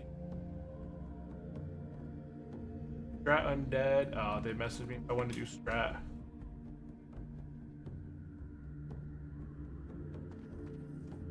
Yeah, I don't want to do Strat at the moment. I think they're doing a 5-man Strat.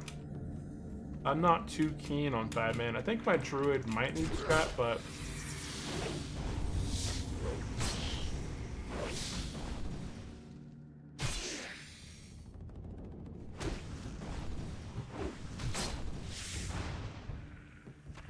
all we're going to go ahead and knock out back here is this quest called Blood Feeders. We don't want to knock out too much more beyond that. You can see there's often a lot of gravestones back here. A lot of people die back here because the creepers, they apply a nasty poison. And they also root you in the ground. If anybody spawns these tiny little spiders next to you and you start attacking them, it could quickly kill you. You can see there's so many gravestones back here. I'm gonna go this way. The density over that way is just level 21s, level 23, level 24 over there, right? There's a lot of gravestones back here. This generally tells you that you should not be back here.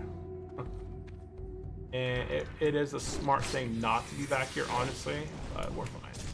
As long as we don't attack these deep moss eggs right here. Do not do the deep moss eggs here, you will die.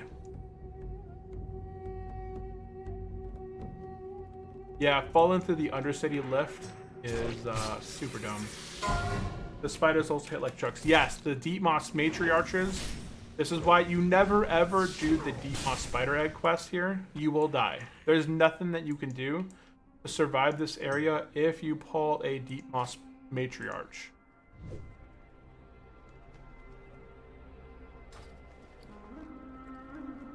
Yeah, I had to craft one of those. Oh shoot. Okay, no. I thought that was the matriarch. That's just the web spinner.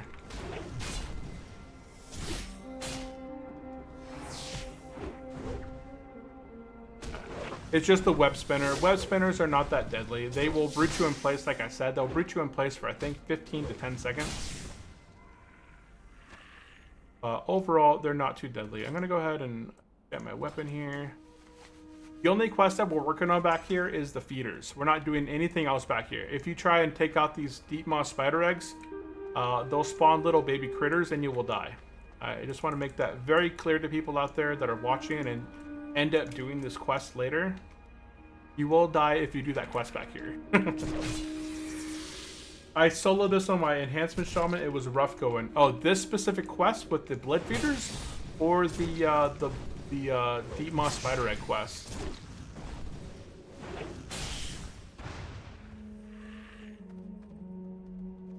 Didn't mean to thunderclap.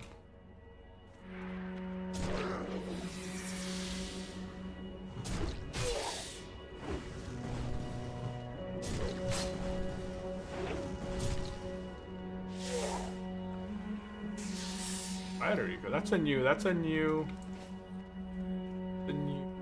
Oh. I can charge him. Fine. Both? Oh, you did both quests back here? That's tough. Yeah, as a shaman, I could see you being able to do it because you can heal. But even on my druid, I died back here. Oh, my ear. Got a ringing. Oh, shoot, yeah.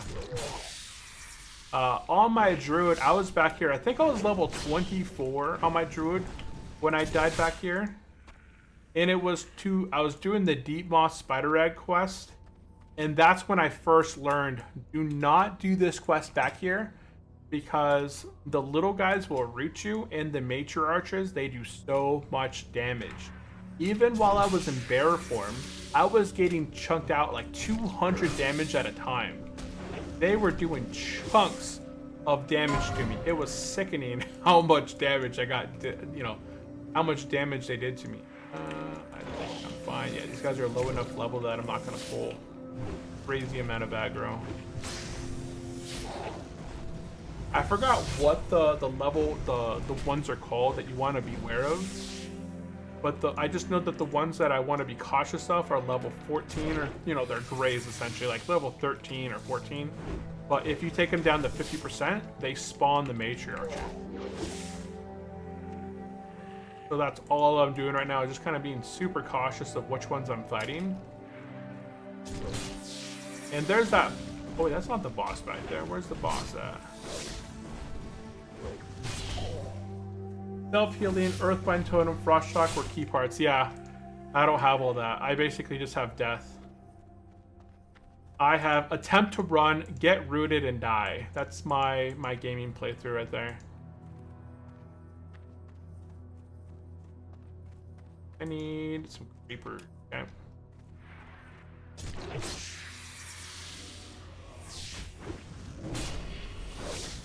Ad break. If you guys are on Twitch, I'm very sorry. There is an ad break. Dun, dun, dun, dun, dun, dun, dun, dun. Elite Warburg and Dark Short. Oh, I've seen him.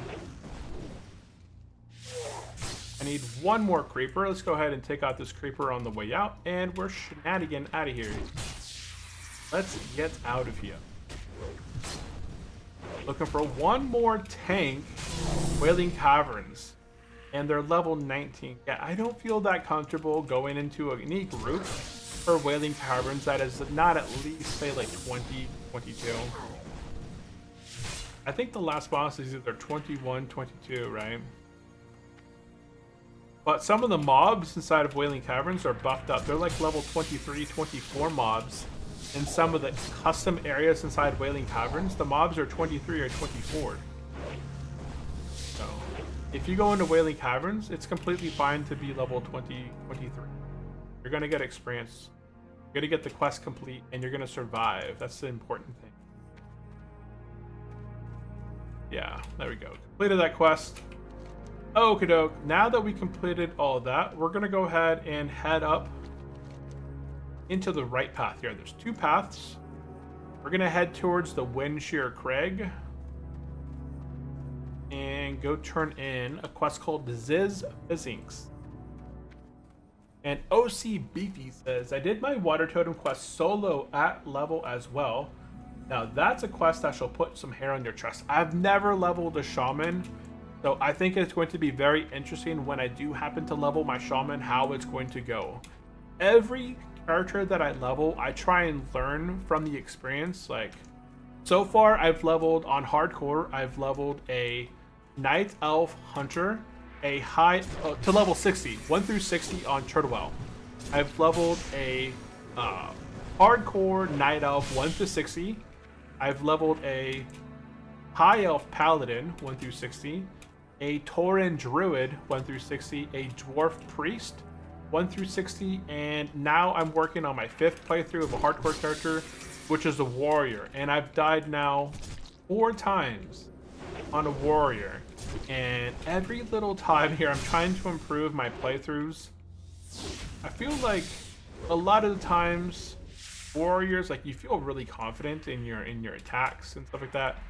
You'll just kind of keep chugging along. You don't want to have a whole lot of downtime, so you're just kind of, you're not going to be fighting at full life the whole time, so you're just going to keep chugging along. But then you're going to run across something where all of a sudden you're dodging, or the mob is dodging and parrying and blocking every single attack. And then that's where it gets you. That's where it gets you. Okay, we're going to go ahead and turn in Ziz Physics and accept Super Reaper 6000. Okay, once you got the Super Reaper 6000, we're going to be making our way north into the Windshear Crag. Now. This is where, again, you have to be pretty cautious of the spiders that are located here. The venom spiders are completely harmless. They're not going to do much to you. But, people here like to spawn the matriarchs sometimes. They do, like, this is where I'm going to be doing the Deep Moss Spider Egg quest. And see these little spiders right here? The hatchlings, that's what they're called. If you fight the hatchlings, so for example, I'm gonna go ahead and put myself the defensive stance and loot this hatchling right here. And what you want to do right here is just loot the item and just book it. Book it.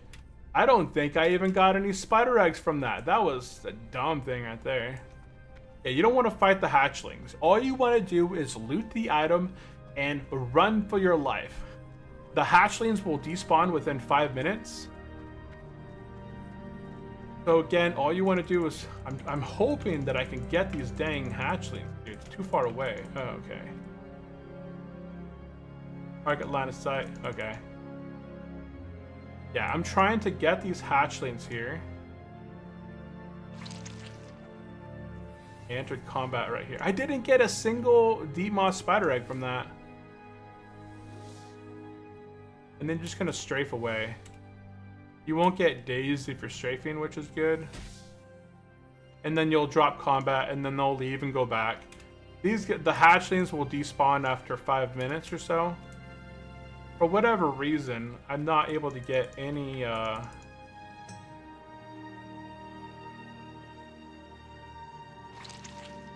didn't get a single egg.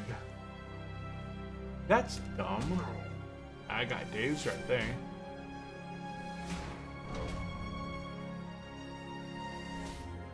Whoopsie daisy. I might get some additional aggro right through here. Okay, good.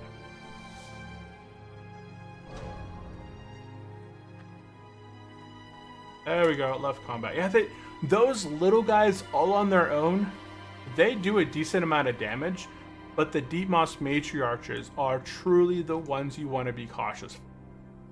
Yeah, let's go ahead and we'll swap. Oh, my battle sense macro needs to be updated with my new weapon.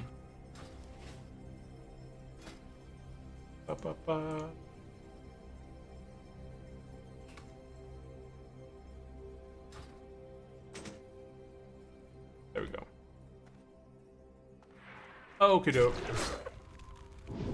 Okie doke. Now that we're back here, we're going to be working on 2 quests. We're going to be working on the Goblin Invaders, which has us taking out loggers, and we're going to be working on the Super Reaper 6000.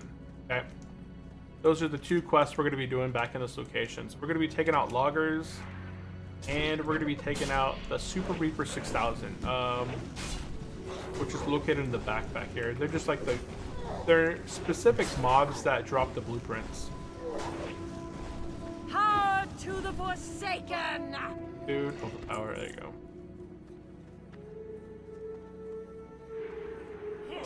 And okay, that was my last comment there. If you guys have any specific questions or comments, doesn't have to be World of Warcraft related, but if it is, awesome, awesome. I would like to go into Wailing Caverns today, but I'm not gonna try and rush it. Not gonna try and rush it, because rushing it is how you do things too quick. Get into a group that is not all that good, and you end up dying. And these are all deforcers. We're mostly just kind of looking for the loggers, and kind of working our way back in this direction. There's quite a bit of loggers back here.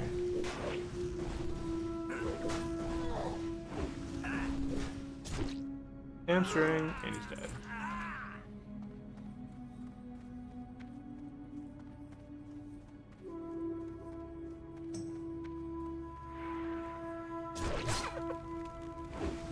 Ooh, that I got pummel. I didn't get the pummel off on time. It's okay. Another quest that people die to all the time is the stupid cave quest back here.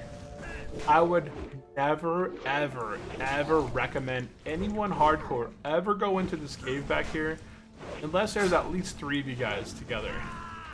Even 2 people can get super overwhelmed back there. So, unless you're a group of like 3 people back there, don't go into this cave. The respawn rate is crazy intense back there. And the quest that you end up doing back there, I think spawns 2 or 3 mobs. So, just be aware. Stone Talon is kind of like your early checks to see if you'll actually survive and you know your encounters, which is unfortunate because unless you know what quest to avoid, you'll end up dying to just kind of things that are out of your control. In my case, I know that going into that cave back there and trying to get that quest that shows up on my mini-map is a death trap. I'm gonna head over here. It looks like there might be some tin or something back here. Continue doing my logger quest and then we'll be finished here.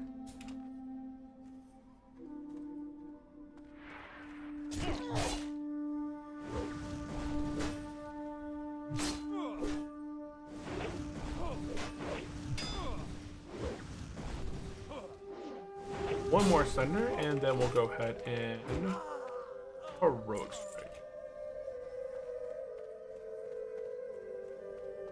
Quite a few operators back here. Hopper vein. Okay. I'm gonna go ahead and turn on my chat bot, so if you guys are in the chat, I should read you guys' comments now. Looks like there's quite a few of you guys out there. Looks like we have about 14 individuals between YouTube and Twitch. So if you guys are out there, definitely say hello in the chat. Happy Monday. Happy first day of September. We are now we're in the 9th month. So would this be like the last quarter of, this is the last month of the 3rd quarter, right? I guess I should say that. Once September ends and we head into October, then we're on the final quarter of 2022.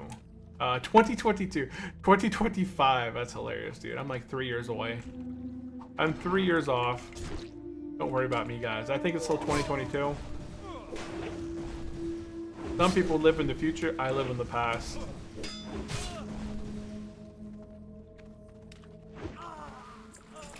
Imagine going back to 2022. What would you buy in 2022 to improve yourself today? Would you be that one guy that buys Bitcoin at, I think 2022 Bitcoin was around like 60, 80,000?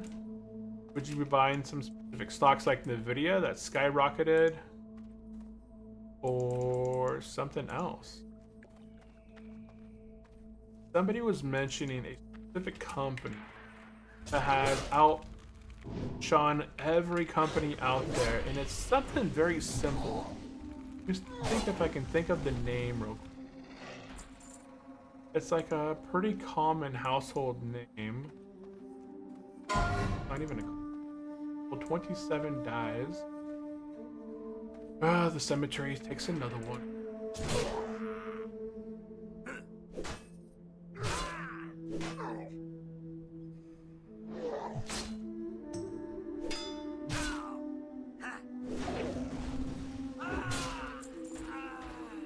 Okay, gravestone blends in already.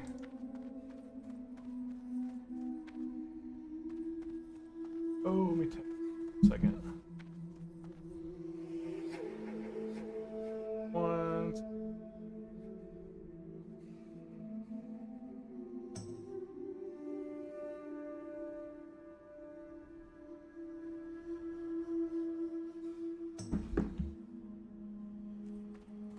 Short coffin dance. Exactly.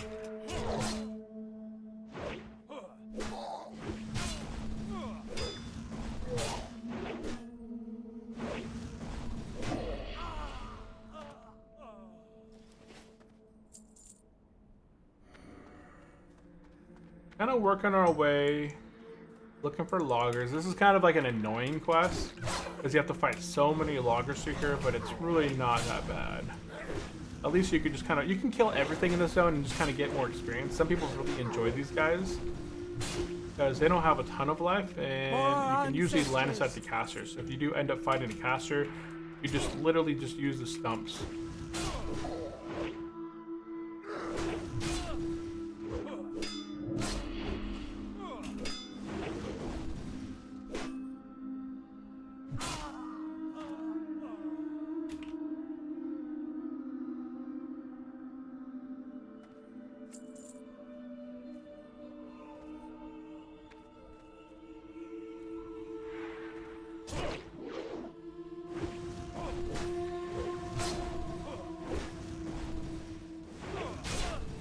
Okay, let's go ahead and...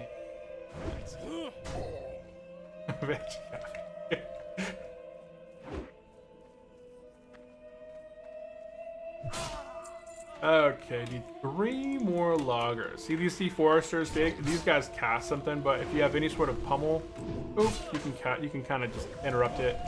Most of their damage gets nullified right like that. Oop. An elixir of poison resistance. That's a new.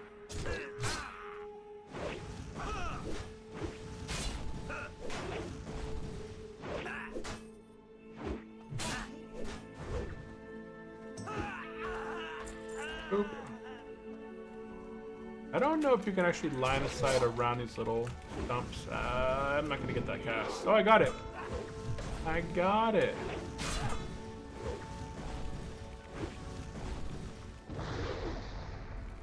Heroic strike.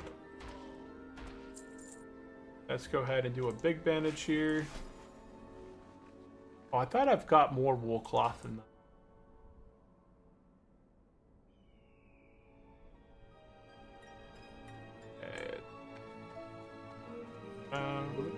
Loggers. Oh, there's one. Right on back here.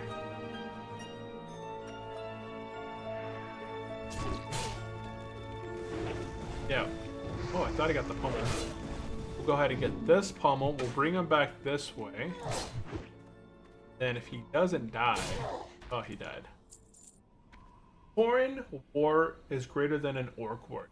Honestly, if you're going to be a tank later in life, I would agree. I would say, yeah, Tauren Warrior is going to be your best bet for Warrior. But if you're planning to not tank at level 60, I'd say that an Orc is pretty good. It's you know, between Orc and Tauren, I think those are your best options for the Warrior. If you're going to be going like a DPS Warrior, then I feel like Orc is better because you have access to Blood Fury, increasing your attack power by X amount. So that's going to be like pushing your DPS, and you have Axe Specialization, which at high end game, your main weapons as a orc, or as, you know, end game, there's so many axes that drop. all about the aesthetics. Yeah. Unfortunately I already had a Tauren. So right now my goal on hardcore is to level. Oh, he got me. Let's line of sight that. Oh, I can't line of sight it. Okay. So my goal on hardcore right now is to level every single class with a unique race to level 60. So for example, I have a Night Elf Hunter, a High Elf Paladin, a Tauren Druid, a Dwarf Priest, now an Orc Warrior. My next character is planning to be an Alliance, so it's either going to be a Gnome Mage or a Human Rogue. And then I only have 4 classes left to level 60 out of the hardcore. I have the Mage, the Rogue, the Shaman, and the Warlock. The Warlock is going to be Undead, Troll is going to be Shaman, Gnome is going to be Mage, and the Human or Goblin is going to be the Rogue. I feel like because I have an uneven amount of Horde and Alliance, that the Rogue is going to end up being a Human, which is completely fine. Fantastic. Right, increased stealth, increase with swords, and I think maces on humans. I forgot what they have there, but I think it'll be good either way. And I just re-rolled my 51 Orc Warrior to a Tauren because I love Taurens so much. Taurens are a lot of fun, honestly. I do like Taurens. Oop, oh, copper vein way up there. Yeah, we're gonna go ahead back and turn in the Super Reaper 6000. I'm gonna attempt this quest again real quick. I'm gonna go ahead and take out some of these mobs that are in the way right now. Who died? Level 27. Nah, not. Ooh, I thought I got my pummel off. Oop, now we got pummel off. Re-rolling a warrior at 51 because you don't like him being an orc, man. That's a bit insane though. Was he hardcore or just softcore?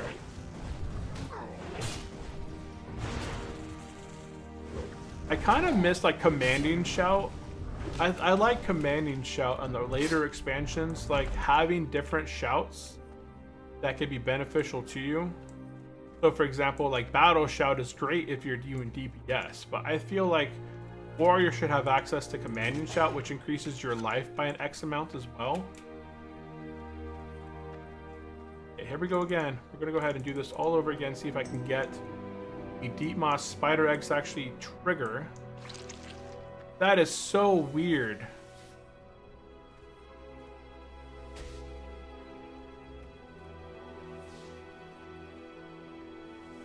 I have the quest. Yeah, I have the quest right here, Deep Moss Spider Eggs. I just kind of turn my back a bit. There we go. Yeah, I'm not gonna attempt that quest. It's not like a, let me see. Moss Spider Eggs.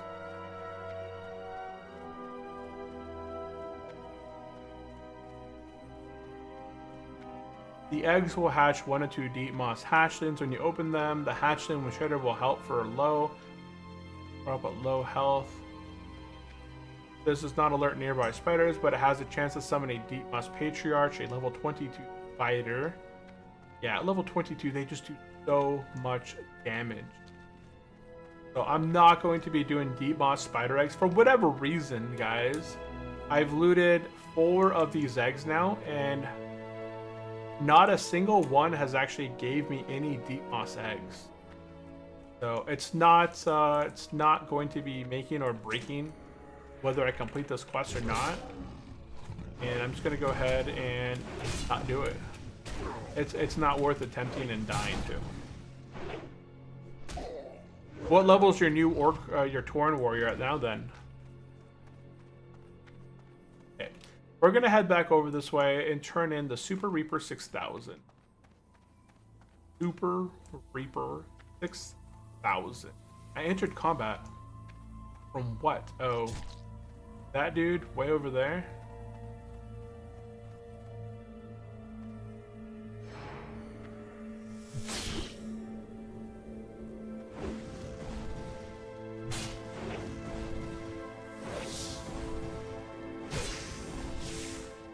And he's dead. Level 55. Holy cow, you got your guy up there quick. Which step?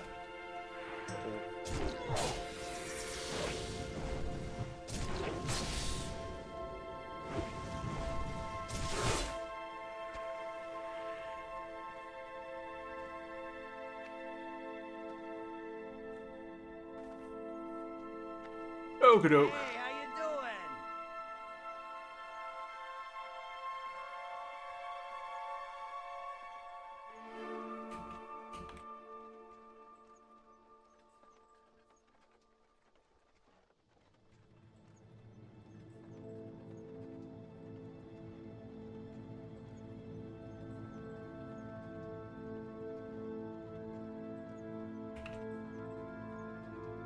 Okay, we're gonna go ahead and turn in the Super Reaper 6000 and accept further instructions, okay? And we're gonna go ahead and skedazzle. We're gonna be making our way to Sun Rock Retreat now. Let's go ahead and get mounted. And at level 55, that's awesome, man. You got that guy up there quick. Yeah, Taurens do have some benefits, right? They have the 5% increased life. So if they're planning to be a tank, yeah, 5,000 life, that's it. Oh my goodness. Dude, come on. You know, it's not too difficult once you get enough gear as a Tauren to have about 5,000 life unbuffed. My Paladin are just buffed up with gear. So my Paladin, I think on hardcore, whoops, oh man, that's my heal button on my other character. I don't know what I'm thinking. I'm smashing buttons thinking I'm gonna heal myself, and that's not my class. I was thinking of my Paladin right now, and I hit 6. That's my flash of light on my Paladin.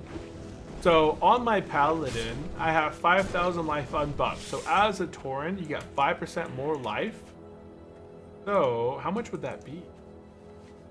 5% is 5 for every 100. So it's 50 for every 1,000. So 50 times 5. There's an additional 250 health. It's not like a whole lot, but you know, it could save you.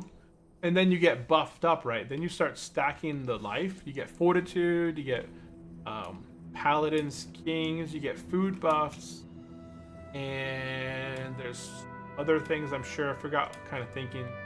Like there's a 25 food buff, I'm pretty sure, fortitude, blessing of kings. There might be some other food that's out there. Or flask of titans, right? So boom, all of a sudden you have 10,000 life. And that boosts you by 50 times 10. So it's 500 additional life there. So, yeah. Get a lot of life that way for sure. Well, I also like Taurens for their War Stomp. But I do not like that Turtle Wild nerfed the War Stomp. I think the stun duration got nerfed. I forgot what it used to be in the past. But it used to be long enough that if you were a Druid, you could War Stomp out of 4. You could hit War Stomp, you'd stomp. You could do a quick regrowth and renew and then swap back into your bear form. That's not the case any longer, where you have enough time to get that regrowth. You basically have enough time to cast the War Stomp. You have that half a second of global cooldown, and then you'll get like halfway through, like a quarter of your way through that regrowth. And then you'll start getting smacked by the mob. So you really have to War Stomp and then cast Root basically right away if you want to survive, something like that. Why did I get dismounted? I didn't mean to. I may have rolled something on my mouse. Okie doke, we have made our way to Sun Rock Retreat. If you guys completed the Arachnophobia quest on the left-hand side, you can turn that quest in. We're not going to go ahead and set our hearth here or any of that. We're going to go ahead and head over here to the right. And we're going to go ahead and turn in Kaya's Alive. Hey, March Warden, welcome into the stream. If you guys are out there, we got March Warden, Shine Cozy, Kazian. We have Kazian on Fire. Actasy, Guilt Acrisha. Some names out there. Andy Moon, thank you for the follow. Oh no, that was individual on YouTube. That scared the heck out of me when they followed along. Okay, we're gonna go ahead and turn in Chaos Alive.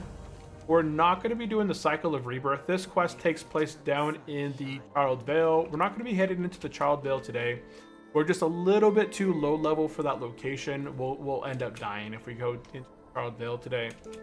We're going to go ahead and swap, and instead head over here. We're going to go ahead and pick up the flight path. If you guys have a bunch of stuff on you, you can go ahead and item to your stuff over here. Boop. Go through your inventory, just toss out. Oop.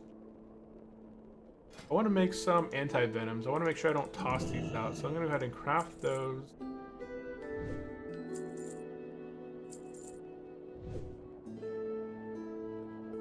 Toss in a bunch of stuff. I know probably... Oops, those are my anti-venoms. I need those. Anti-venoms are great. They last forever. They get rid of venom. You know, they get rid of poisons up to level 25. But honestly, they help even later on in game. They still benefit you well up into level 30. I did get some new gloves, which don't matter. Up one.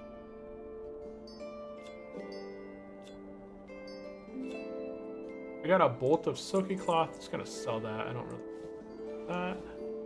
I've got one whopping wool cloth.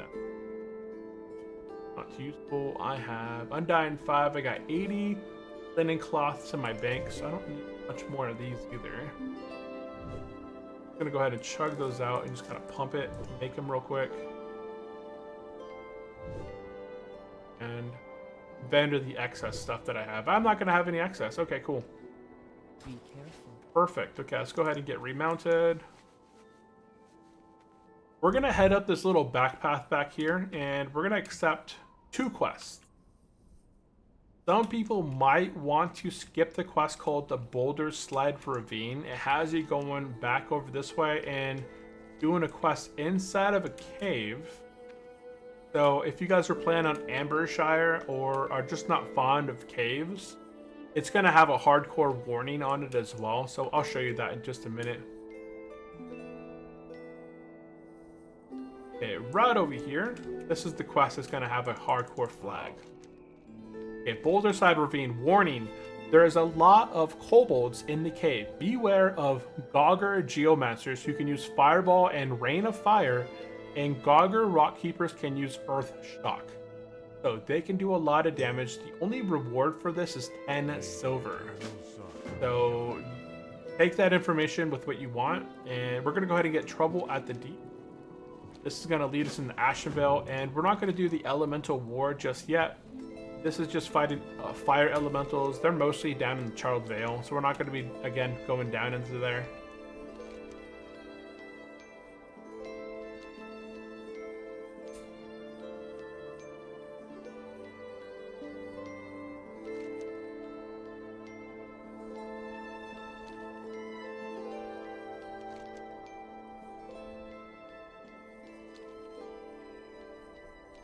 I'm gonna see. Where's the deep?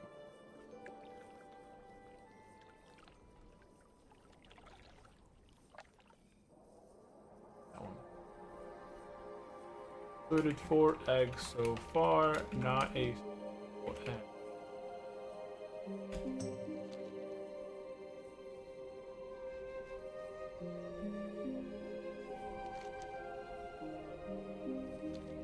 Okay, we're gonna head south, guys. We're gonna head south on the path again.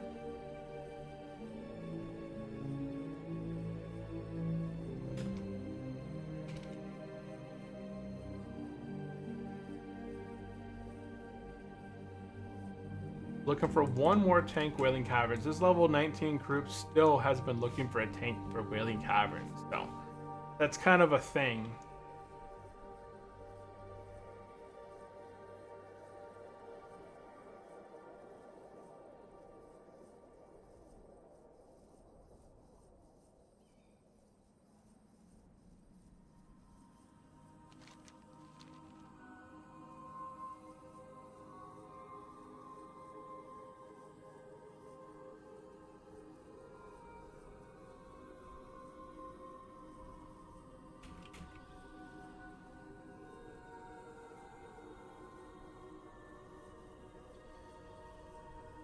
Okay.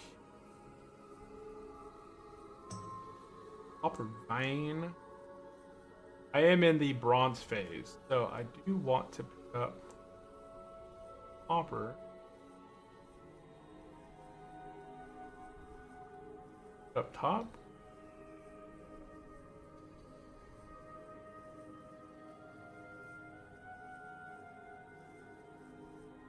I know there's an alliance camp right here. Oh, there it is. Right.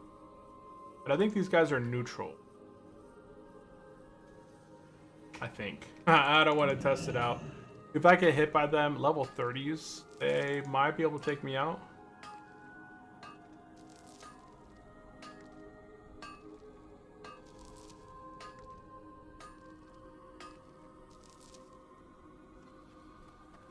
Swing.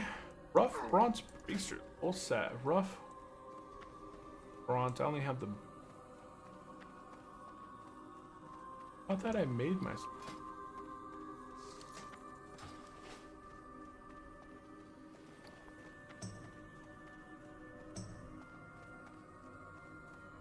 Okay, we're almost level 22. Level 22, I get a few upgrades that I have in my bank.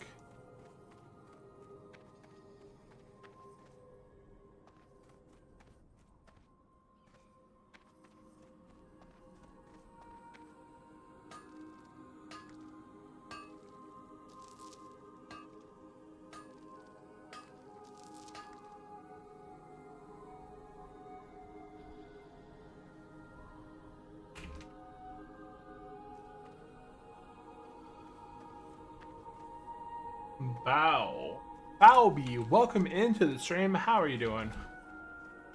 Oh, 7,000 life and ideally no damage. Doesn't exist.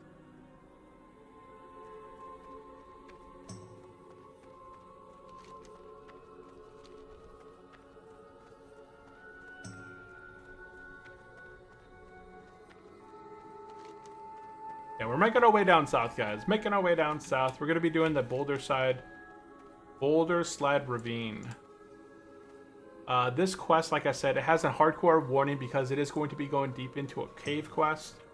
We have to do a few things. We have to investigate the cave. We have to go all the way in the back to investigate the cave, and we have to get 10 crystals. So a lot of people say skip this quest. Honestly, I probably should skip this quest. It's have notes as to, like, how much experience I'm going to get from this, but I'm pretty sure I get level 22 once I complete this quest, and then head down south, turn that quest in. I should be able to hit level 22, and then I'm going to head over to Ogrimmar, do my training, and then we might have time to put together a Wailing Caverns group. Potentially.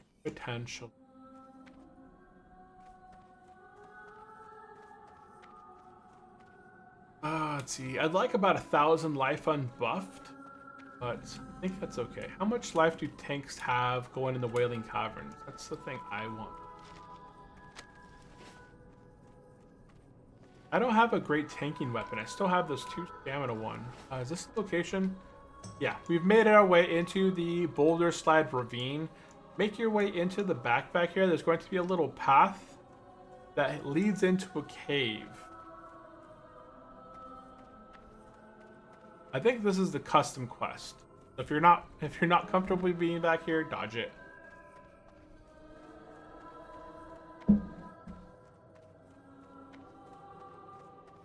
Okay, let's see if there's anybody in this cave with us.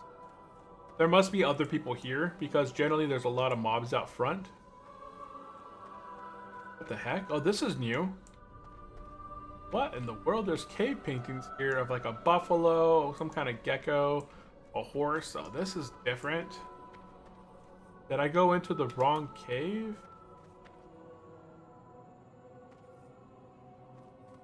Is it back here? What the heck? Oh, it's over that way. Okay, I went into the wrong cave somehow. Oh, that's not a good sign, guys. Not a good sign. Go ahead and get that. Let's go ahead and get some food buff going on, too. We'll go ahead and get food buffed up and sharpening stone. I got a scroll of strength. I've nabbed 2 of them so far. I'll toss one of those on me. Okay, go ahead. Is there anyone up here? Yeah, see that earth shock right there? They did 100 damage for an earth shock. The cave quest to protect the goblin in Windshear Crag is a hardcore killer spawns from the quest RESP-ons is just brutal. Oh, the one in the cave. Yeah, I was just talking about that cave one too. Yeah, it's a dumb quest. It honestly is. It does so much damage. I'm gonna go ahead and chew these up. The trick in this cave, guys, anytime you're inside of a cave, if you don't have to loot the mobs, don't loot them. If you don't loot the mobs, it'll have a... Gonna wait for that. Ooh, he saw me either way. Oh my goodness, I got 3 of them on me. And I lag. Okay, he ran back. See how much damage I got done to me? See how much damage I got hit with right there? I left combat. But holy cow. Oh my goodness. I didn't think I would get all 3. I was like 2, I could probably handle 2. I would just focus on the 1, pummel them out, and stop all that. But yeah, look how much damage they did to me in a short amount of time. Let me see anybody else in here. I don't think there's anyone else in this cave. So if anything happens inside this cave, I'm basically kind of on my own. Let me see if I can pull this guy back here.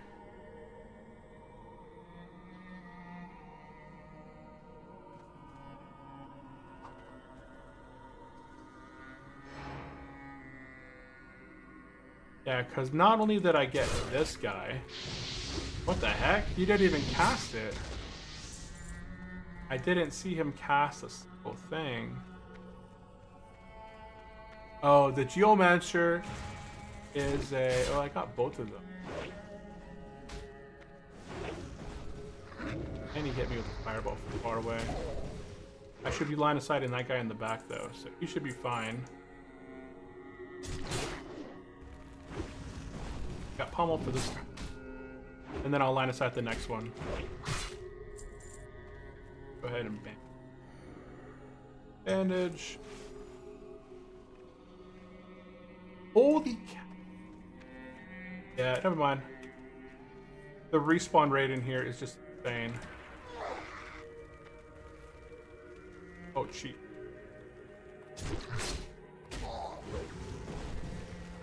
I don't want to fight 4 of these guys at the same time, so that's why I stopped right here. I'm gonna fight these right here. Oh, he's doing right of fire. If there was somebody with me, I think that'd be smart to go in there and be fine. But okay, never mind. I'm not gonna go in there as a warrior with respawns like that. Maybe I just had bad luck. But see right here, I'm gonna fight 2 of these guys. One's a caster, the other one is a stone panner. This guy's gonna hit me with 100 damage off the bat. That one's gonna start casting stuff on me right away as well. And then there's a chance the other stuff will start casting. Yeah, this is why it has a hardcore warning on it. Because of how difficult this quest can get.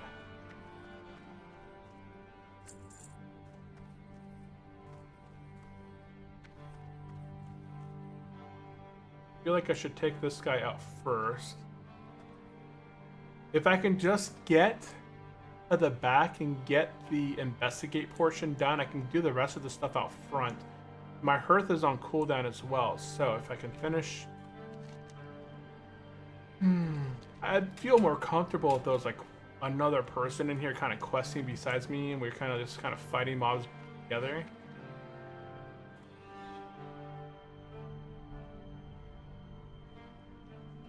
Take out the pounder.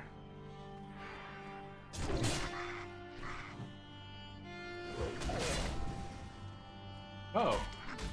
The keeper doesn't. I thought the keeper would cast a fireball of some sort. Okay, he's just an earth shocker. Okay. That's not what I meant. See that 3-pack right there? If I pull the 3-pack, that's basically running away from death.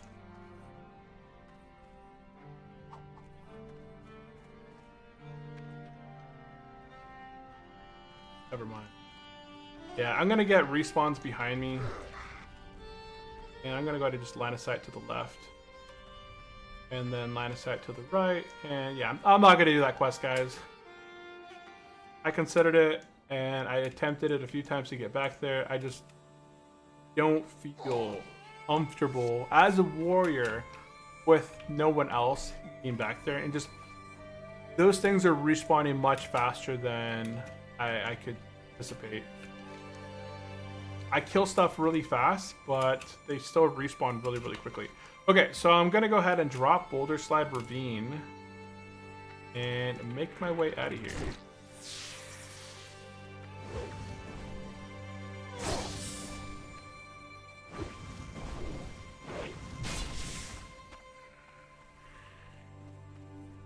Yeah. So, OC Beefy said that cave quest to protect the goblin in Windshear Crag is a hardcore killer. And that is the quest located up in this area right here in the cave. The Gorenzo's orders. If you go back in the back and try and escort that guy into the dead end, you're going to get swamped with a mob of like 3... it's going to spawn like 3 mobs all at once. Plus, it'll have a bunch of respawns on you. So, cave quests are so difficult to do. Unless there's other people in with you at the same time, I would honestly just avoid a lot of the cave quests as warrior. We are trying to hit level 60 on this guy. We can come back and get revenge later on. Right now, our objective is just to survive. And Lightsers. Hold on 1 second. Let me go ahead and take a look. Are there any classes that are fundamentally changed on Turtle WoW? So fundamentally changed, meaning that they play completely different than from vanilla. And Turtle WoW doesn't, they stick to the traditional thing. Like every class feels unique to themselves. They just improved upon what was already there from vanilla. So for example, warriors that, you know, if you look at the talent trees for warriors right here, they consolidated a bunch of garbage talents that didn't make any sense, and they improved the talent tree. So, you know, they added Master Strike, which leads into Master of Arms. So those Master of the Arms talents that used to be individual pieces, like Axe or Mace specialization or Sword specialization, Polearm, blah, blah, blah, blah, blah. That's all been consolidated down into one single talent point. And they've added additional things that would be more beneficial to the warrior class in general, such as, you know, reducing your... I'm not familiar with vanilla warriors. I never played warriors back in vanilla, but I just feel like a lot of the talent points that they did make changes to have improved the playability, like the class overall. The high-end stuff still kind of remains the same. Like Arms has always had Mortal Strike, I believe, as a 31-point talent. But just things have improved there. I think one of the classes that has had the most changes to them from the classic... Oh, I passed the village. An opening. I just kind of was supposed to go into there. I kind of ran past the gate there, right past the path. The class that has had the most changes to it fundamentally back from vanilla is going to be the Paladin. The Paladin back in vanilla was pretty much, outside of Holy, it was pretty much kind of broken, right? Retribution, you had auto attack and Judgment. If you talented for Consecration, you would get Consecration. You could add that to your DPS mix, but overall, Retribution Paladins primarily just used auto attack and Judgment, right? That was it. And they dropped Consecration in between stuff.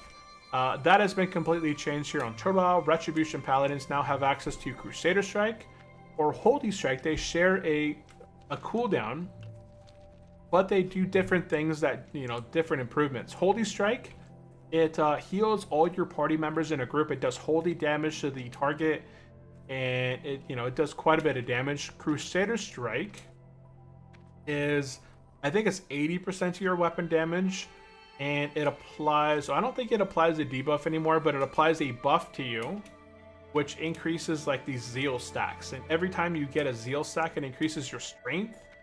I haven't played Retribution in a while, but so Retribution's been changed quite a bit.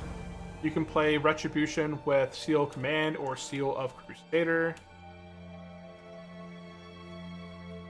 We're going to go ahead, now that we turn this quest in back over here, we're going to go ahead and grab the quest back here called Genzil's Magic. If you don't grab this quest now, it's going to be such a pain to come back through here and pick it up later on. So make sure you grab this quest right now, guys. And then Prop Paladin has also changed. Back in vanilla, Prop Paladins were pretty much, the meme tank. They didn't have a taunt. They didn't have a range pull. I don't think they have a range pull here still. Something that's anything greater than their judgment. I'm kind of thinking here. They can use Holy Strike. So Holy Strike was changed to be offensive and defensive again. So it can be, some people like the talent 31 points into Holy for the Holy Strike, and then 20 points into Protection for the some of the Protection talents. But Protection Paladins now have Hand of Reckoning, which is a taunt. And they have a 31-point talent that reduces incoming damage by X amount. Like, I think it's 20% damage reduction for X amount of seconds on a push, on a 2-minute cooldown. So they have something kind of like a last stand. So there are some classes that are different from vanilla. Let me go ahead and get mounted. I don't know why I'm running again. I just kind of catch myself running. I don't know why there's a quest right there called Report to Kadrak, because that quest is over here. I have the quest in my quest log. Report to Kadrak. So I have no idea why it's popped up on my map. Right there. Interesting. But yeah, lighters, I think that answers it. Boomkins have access to, what's it called? Boomkin form. Is it Boomkin? Druids, like balanced druids, have access to the Boomkin form. And let me see here. I don't think anything else has like crazy change from vanilla. They just made small improvements in the game overall.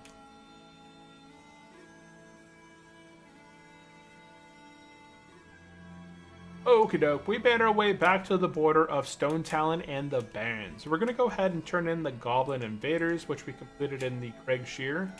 And we're going to go ahead and accept the Elder Crone and Shredding Machines from this guy. Oop.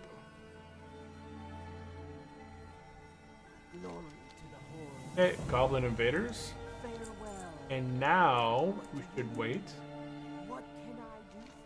And accept. Okay, boom.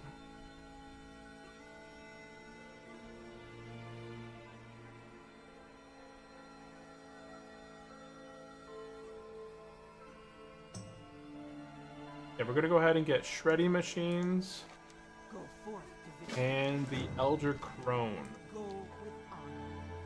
Okay, at this point we can go ahead and hearth back to Crossroads. Oh man, we're not gonna hit level 20. Wait! I need to take out 20 mobs to hit level 22. And I thought I had a quest to turn in Crossroads. Dang, I'm really hoping I would complete that one quest in the cave. And that would push me up into level 22. What were these guys? 14. I'm not gonna get any experience here. Okay. Dang. Okay, I was really hoping to hit level 22. I think what's going to happen is... Okay, that's an Ashenvale quest. Unfortunately, I don't think it's for me if it's that closely aligned with vanilla. I think I'll wait for a bronze spear. Bronze spear. Yeah, if you're looking for something a little bit beyond what vanilla is, check out Project Epoch. I'm not familiar with it, but from what I've seen, they're trying to add a little bit custom stuff that's a little bit beyond vanilla. Ascension is something completely different. Oh, that's... Oh. I haven't heard of Bronzebeard. There's always new private servers being released all the time, and I haven't heard of Bronzebeard. I'll have to look it up. Let me go. Yeah. Private server. Oh, it's Ascension Classic Plus. Okay, so it's just Ascension with some sort of Classic Plus style stuff. Yeah. Yeah, Turtle WoW is basically, it is vanilla. Oh, whoops, I hearthed over here. Well, since I'm here, I'm going to go ahead and turn in Elder Crone. That might knock me to level 2. Yeah, it is Ascension. It's been in development. Okay, yeah. That you know, Turtle WoW is the place that if people really enjoy vanilla, they're going to really enjoy Turtle WoW. But if you're not like a vanilla fan, then Turtle WoW is not for you. I think Turtle WoW was great. I like that they didn't change a whole lot of stuff from... I have to stand up. It's stand up here. It's class-based. Class-based. Oh, it's a classless. Yeah, classless. Ascension is classless. Like super off the camera now. Oh, I gotta stand up. Watch my heart rate spike because I stood up finally. No, not that bad. It increased. Oh, there it goes. There it goes. Okay, we're gonna go ahead and head up into here. Oh, where is it? Oh, the Elder Crone. Okay. It has classes unlike normal Ascension. Okay, okay. Yeah, we're gonna go ahead and turn in Elder Crone. Dang, I didn't get the level. You are right to come. My wisdom becomes yours. And now we can go ahead and add to the apothecary.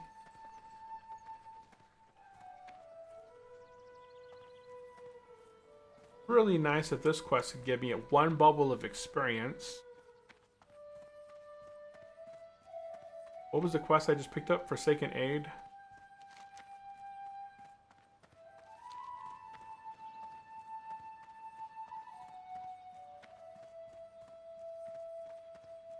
Spirit Rise. Yep. Yeah, we're gonna head over to the Spirit Rise. I'm really hoping I could hit level 22. I didn't expect myself to just be in this kind of purgatory state where I'm not really 22, but I really should be 22 inside of the city. While I'm here, taking a look through here, if there's any other quests for the Wailing Caverns that I could pick up on the way. I had to look. I had to look where I was going because I knew I was going to run into a wall or something right there. Ha ha ha! Woo! Okay, over on this way. We're going to go ahead and jump on down right here. Whoop. Make our way into here. In the back, we're going to go ahead and turn in the Forsaken Aid. I'm really hoping this hits me level 22. 22, let's go. On 22. Dang, Journey to Terran Mill. I'm going to go ahead and pick up the Serpent Bloom quest right here. This is going to lead in the Wailing Caverns, because we are about to get started in the Wailing Caverns here shortly.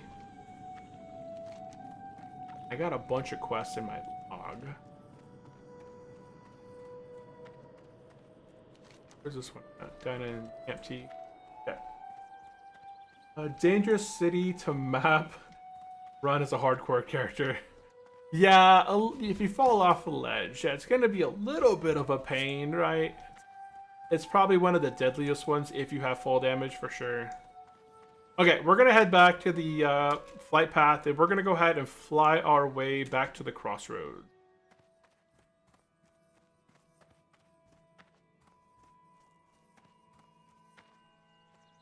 Actually, guys, if you guys didn't complete the Horde Defender Axe, then just go straight to Ratchet. There is nothing in the crossroads that we have to turn in. We're going to go ahead and head over to Ratchet and turn in further instructions. If you did the Deep Moss Spider Eggs, this would be a great time to turn that quest in too. And then we're just going to grind out level 22 in that area. So let's go to Ratchet.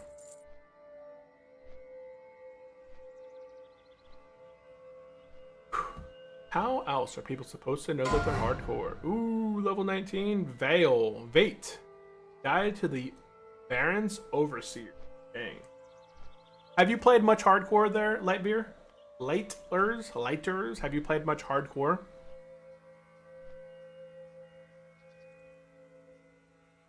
Okay, so we're on 25.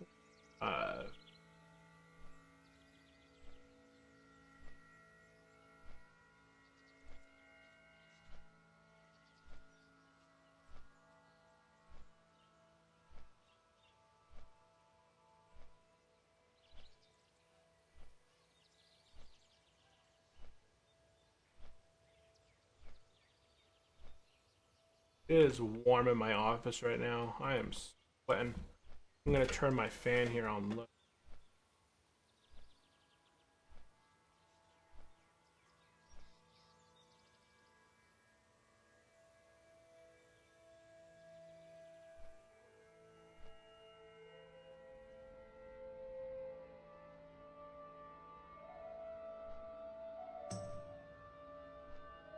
And no, I'm terrified I'll die at 40 and I'll have a culinary. Oh yeah, dude. I died at level 37 and I didn't drown to like an epic fight or anything like that.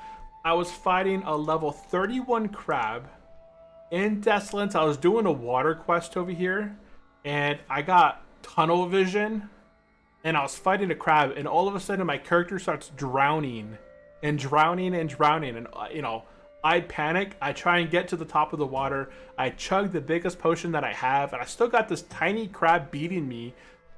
I had execution available on the target, so all I had to do was hit one execution. I would have executed the crab. I still would have had to swim up to the top. I chugged my potion. If I hadn't chugged my potion, I would have died. But I didn't kill the crab. I swam up to the top. I survived. Made it out of the water with like a smidge of life, and the level 31 mob that I was fighting in the water killed me at level 37. So yeah, that was a learning experience. A learning experience for me. Okay, so things I'm not going to complete. I'm not going to complete D-Moss Spider Egg, so make sure I'm going to go ahead and drop that. I'm not going to be completing Boulder Slide Ravine. We can go ahead and toss the Resonite crystals from my bag and also drop the Boulder Slide Ravine quest. Boop, boop, boop, boop, boop. Taking a look here. I have a quest for Razor Hill. And I have a quest to turn in. Razor Hill and a quest that wanted Shaznok to turn in. So I got two quests over there to turn in. Where did I get shredding machines? I think I must have got that after I turned in Goblin Invaders again. I would have learned how to fold a monitor. Yeah, if you died, you would have learned quickly how to fold a monitor. Oh man, yeah, for sure. For sure. Okay, so we've arrived in Ratchet. We're gonna go ahead and talk to this guy. Turn in further instructions part 1. And there we go. We hit level 22. We're visiting the Stone Talon Mountain. We're gonna go ahead and pick this one up a little bit later, so don't worry about picking up further instructions. Our quest log only has so many quests in it, and right now we're gonna be trying to build up towards completing Wailing Caverns. If you guys completed the Deep Moss Spider Eggs quest, ooh, that's a cool. I like that mount with the blue in the front. So right here, if you guys are planning to do Wailing Caverns, which we are, you're gonna head over to this guy, Trouble at the Docks, and pick up this quest right here. And then make your way over near the blacksmith guy where you would turn in the Deep Moss Spider Eggs quest. Yo. Yeah, that's good there. That's some copper there. You would turn in your Deep Moss Spider Eggs here. Go ahead and pick up Smart Drinks. Hurry back. And take a quick peek through here at the rest of the stuff. Okay. Okay, at this time, we're now level 22. Yeah, we're level 22, guys. We're gonna go ahead and put a talent point into... What do I want? Do I want Deep Wounds? Which, whenever I get a critical strike, I apply a bleed, dealing 20% weapon damage over 6 seconds. Or do I want Master Strike? Master Strike requires 20 rage, 30-second cooldown. Maces disorients the target for 3 seconds. Swords disarms the target. Axes immobilizes the target. Polearms deals an additional 100% weapon damage if the target is mounted and dismounts them. So kind of useless. Fist weapon knocks them down for 2 seconds. And staff increases your chance to parry by 25% for 10 seconds. So right now I'm using a sword, so sword would disarm the target for 3 seconds. Or I could just go with Deep Wounds. I think Deep Wounds is going to pretty much guarantee me some damage just kind of passively. So I'm going to go ahead and do that. Okay. Now we're going to go ahead and... I got 49 minutes on my hearth. I wish that there was a... I wish I had hit level 22 in Thunderbluff.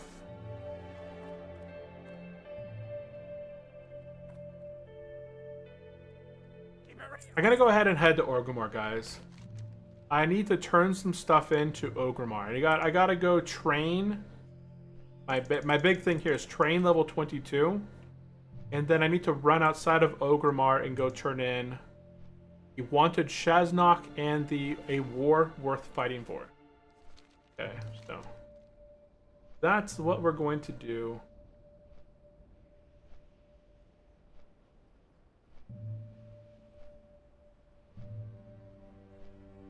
I'm gonna update my notes here. Level 22, org, train. Exit org. Turn in. Head east, Sparkwater. Turn in whatever quest that is. Head south, Wraith Hill. Turn in X. Except I'm pretty sure I'm gonna get something else at Razor Hill.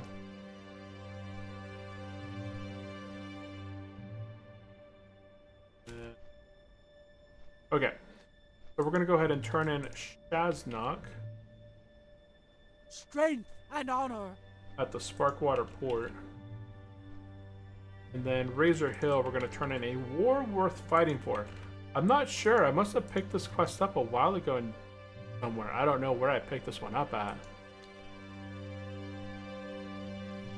It's not in my notes anymore.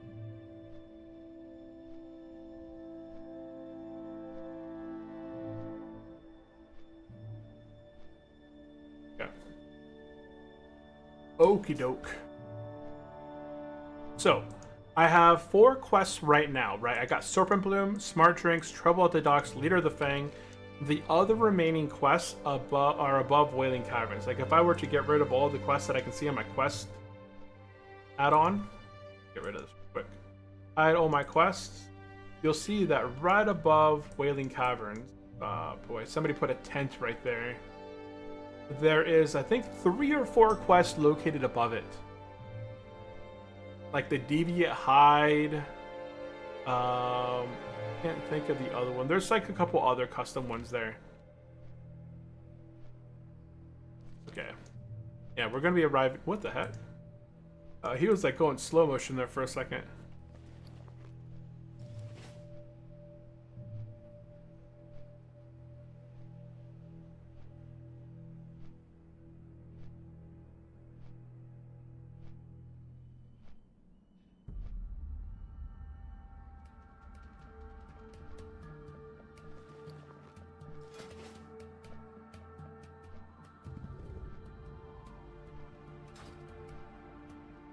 Okay, we are about to land in Okramar.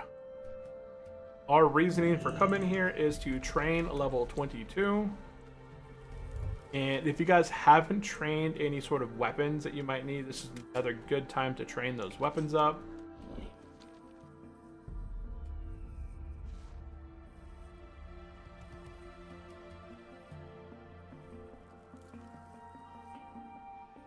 Mortal Shock. That guy's got his freaking mount. Hardcore level 51. We did see a lot of hardcore deaths. So Lighters, you were talking about, you know, losing a character at level 40 and just kind of having like an aneurysm. We've had a lot of deaths today. So during our play today, we've seen a level 53 warrior die in Hinterlands to a Vile Branch Berserker. We saw a paladin died in Stormwind to natural causes. I think he either drowned or something. We saw a hunter died in Zul'Farrak. A mage died in Zul'Farrak. Yeah, the same run. Level 50 mage died inside there. 44 hunter. I thought we saw a higher level up in there die today, but those are some of the highest levels that we kind of, you know, were logged on and kind of saw announced in the chat. So yeah, people were dying all the time. You know, you can see majority of people die prior to level 30. You know, once they get above level 30, there's not a lot of deaths up until that 40, 50. You'd be only male wearer. Oh, they're messaging me about the group. Yeah, I am not interested in doing Wailing Caverns at the time. Not yet, anyway. We're gonna do Battle Shot rank 3. Thunder Armor rank 2. Okay, not amazing stuff, but hey, better than nothing.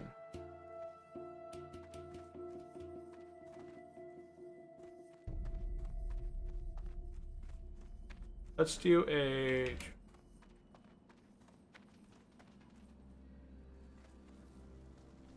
Okay, we're going to be looking for Wailing Cavern stuff. I'm not going to be doing anything today, but I just added it into my highlight list. So if somebody says Wailing Caverns, it's going to give you a little notification up there that, you know, somebody mentioned Wailing Caverns. Oh, let's go ahead and get mounted. Okay, now that we trained... We're going to go ahead and exit Ogrimmar and make our way down to Sparkwater Port. See that guy right there? Looking for one more Wailing Caverns. Tank or heals and good to go. So that's that level. It was a level 19 Druid. They hit level 20 now. They're looking for a tank.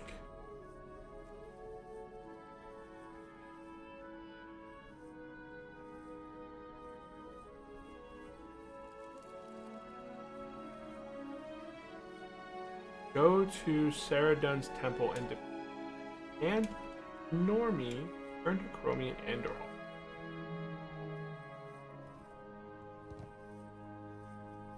Go into Serendate, avoid the Emerald Portal, and proceed to the largest temple.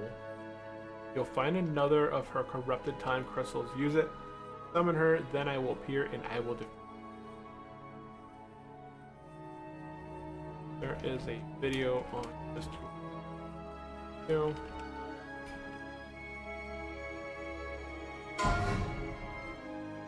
Dang, level 28 warrior crit maker dies in Hillsbrad. There's our orc brethren. Dang, poor guy.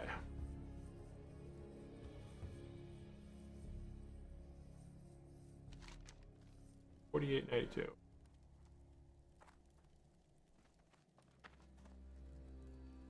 Okie doke, into Durotar. Here we go.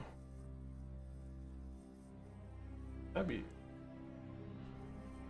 There's a gravestone right there. Level 34 died right there. Okay, we're gonna head east right here and make our way to Sparkwater Port.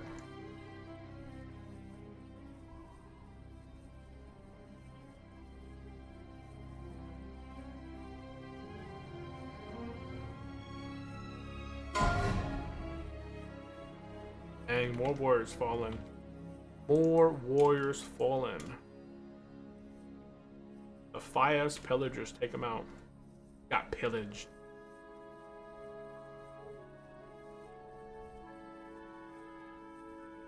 I don't even know if that's a word. Oop. I would have learned to fold the monitor. Okay, yeah, I missed that. Got that. If anyone out there has any specific questions, definitely drop them into the chat. We are leveling over Hardcore Warrior over on Turtle World Warcraft. Looks like there's 14 of you guys out there. Maybe on, there's two YouTube streams going on right now. There's the vertical, up and down, and the horizontal. Then we got over at Twitch as well. So if you guys are interested in checking out the different platforms, definitely follow along, subscribe. And Lighter said, sorry, I was farming Miss of Pandora Classic Dungeons. Yeah, I like farming. That was the cool thing about having the expansions later on, that you could just go back through and just farm some of the old content that maybe you never got to experience. I think some of my funnest places that I like to farm a lot was the Warglaives from Black Temple. There was another dungeon near Hellfire. I can't think of the name, but I think it was like a one boss encounter. I did a lot of farming of the dragons during the Wailing Caverns stuff. Sorry, not Wailing Caverns. The Wrath of the Lich King, the temple in the middle. We're gonna go ahead and turn in Wanted Shaznok. Oop, Wanted Shaznok.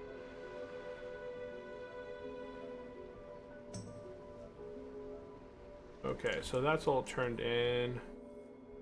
Got the best deals anywhere. Bring the prototype. Hey, that's a nice two-hander. Aw. But that's interesting. I didn't know that this was a quest. Where is this quest at? Oh, it's Dead Mines. Dead Mines, Dead Mines, Dead Mines. So we're going to go ahead and drop that. That's a Dead Mines quest. Prototype Thievery.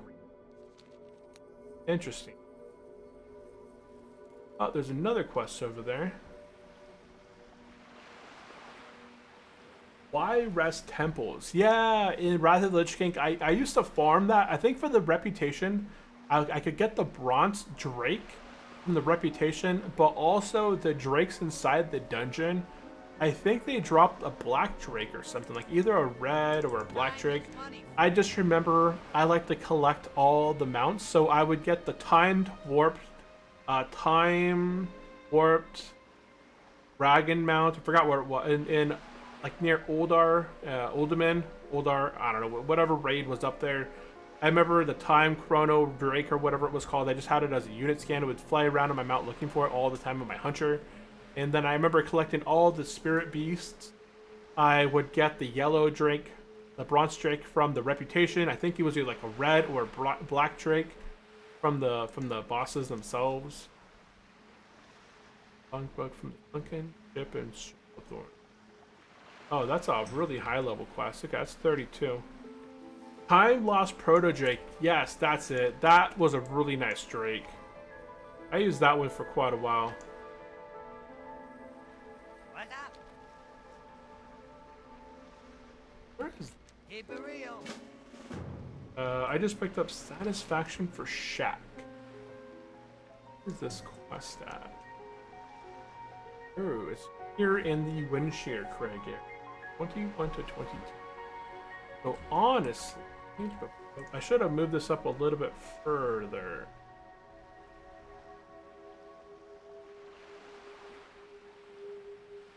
Sign in debt.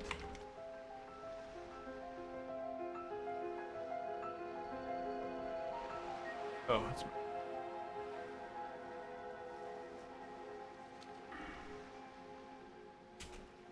Dude, that is not the button I wanted. That 58.7 by 24.7. So I should have came here before. Move this before going to Stone Talon. Yeah, this little area that I'm going and doing right now, I honestly should have done this stuff or going to Stone Talon Mountain, because that quest right there, I could have knocked this one out. Oh, that's the foreman that's inside of the house. There's like a house there, and the foreman has a lot of casters around him as well. Oh, interesting. Where's your pet? Oh, he has his pet.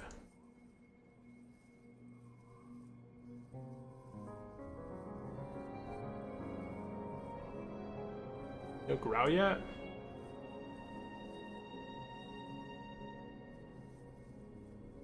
Okay, making our way to Razor Hill. I got another quest to turn in down there. Let's go ahead and pop up quest again.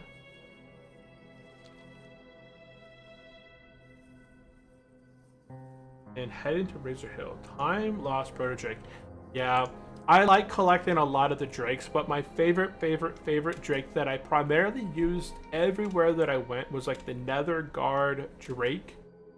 Nether Guard. Let me go look it up. Nether Guard. It was the reputation near Black Temple. Nether Guard. Wrath of the Lich King. It was called Netherwing Drakes of the Outland of the Old World. Yeah, quest line, you had to get Exalted Reputation with the Netherwing faction, and then you got the Netherwing Drake. Yeah, it was my favorite. It was my favorite Drake. And it had like this cool effect behind it, like the cool trailing like mist behind it. And I just remember I could go in like circles. I would just fly in a big old circle, and I remember just a little trail behind me. It was fun. Okay, we're gonna head down here. Netherwing. Hey, this is all off my memory. It's been such a long time since I played these expansions. Okay, we're gonna go ahead and turn in a war worth fighting, and accept fighting the ranks. Where's this at? For the Horde. Blood and So cutting the rank and strength. okay, these are two new quests I'm not familiar with. Let's go ahead and take a peek where they're at. Okay, so we're cutting the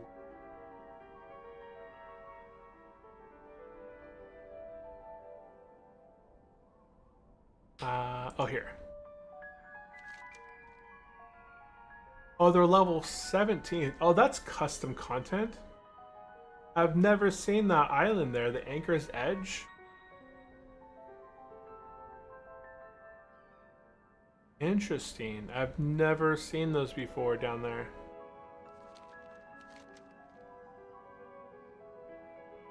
There is an island south of Echo Isles the Pinkskins have come to call Anchor's Edge. The time for planning and talking is over. Travel to Anchor's Edge and with as many comrades as you can, find and kill every cool Tyran armed with either blade or spell. Take the rest prisoner. This is my command. Go forth for the Horde, for blood and thunder. Yeah, I don't see that there's any rewards for these quests.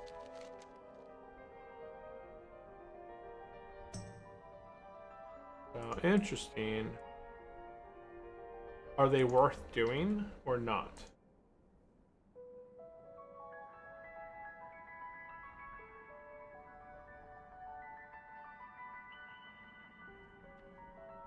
Yeah, don't get me wrong. It's not that I dislike vanilla. I just rather play any other expansion besides Warlords of Draenor again. Ah, gotcha. Yeah, I've never played. I never played Pad Mists of Pandaria. Mists of Pandaria was the last expansion that I fully played. Oh man, I don't know if I should go down there, honestly. My hearth is at 31 minutes, so right now I have two things I could do, right?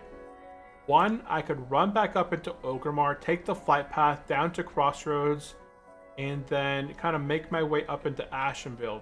2, I could just do as I'm doing now, just run into the Barrens and head up into Ashenvale, and that's kind of like the path I was going to head up anyways. There is the Echo Islands down here, which I've never seen before. But I'm just not familiar. I'm not going to bother with that quest, I think, down there. I don't see anything beneficial for as a reward. R. Blank and worth doing.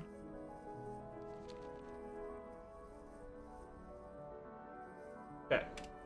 Turtle WoW is good. Hey, what is up, Gabriel? Welcome into the stream. How are you doing today? I enjoy Turtle WoW. Turtle WoW is basically a vanilla plus server. So if you enjoy the vanilla experience and just want something beyond that, then Turtle WoW is going to be, you know, the spot, right?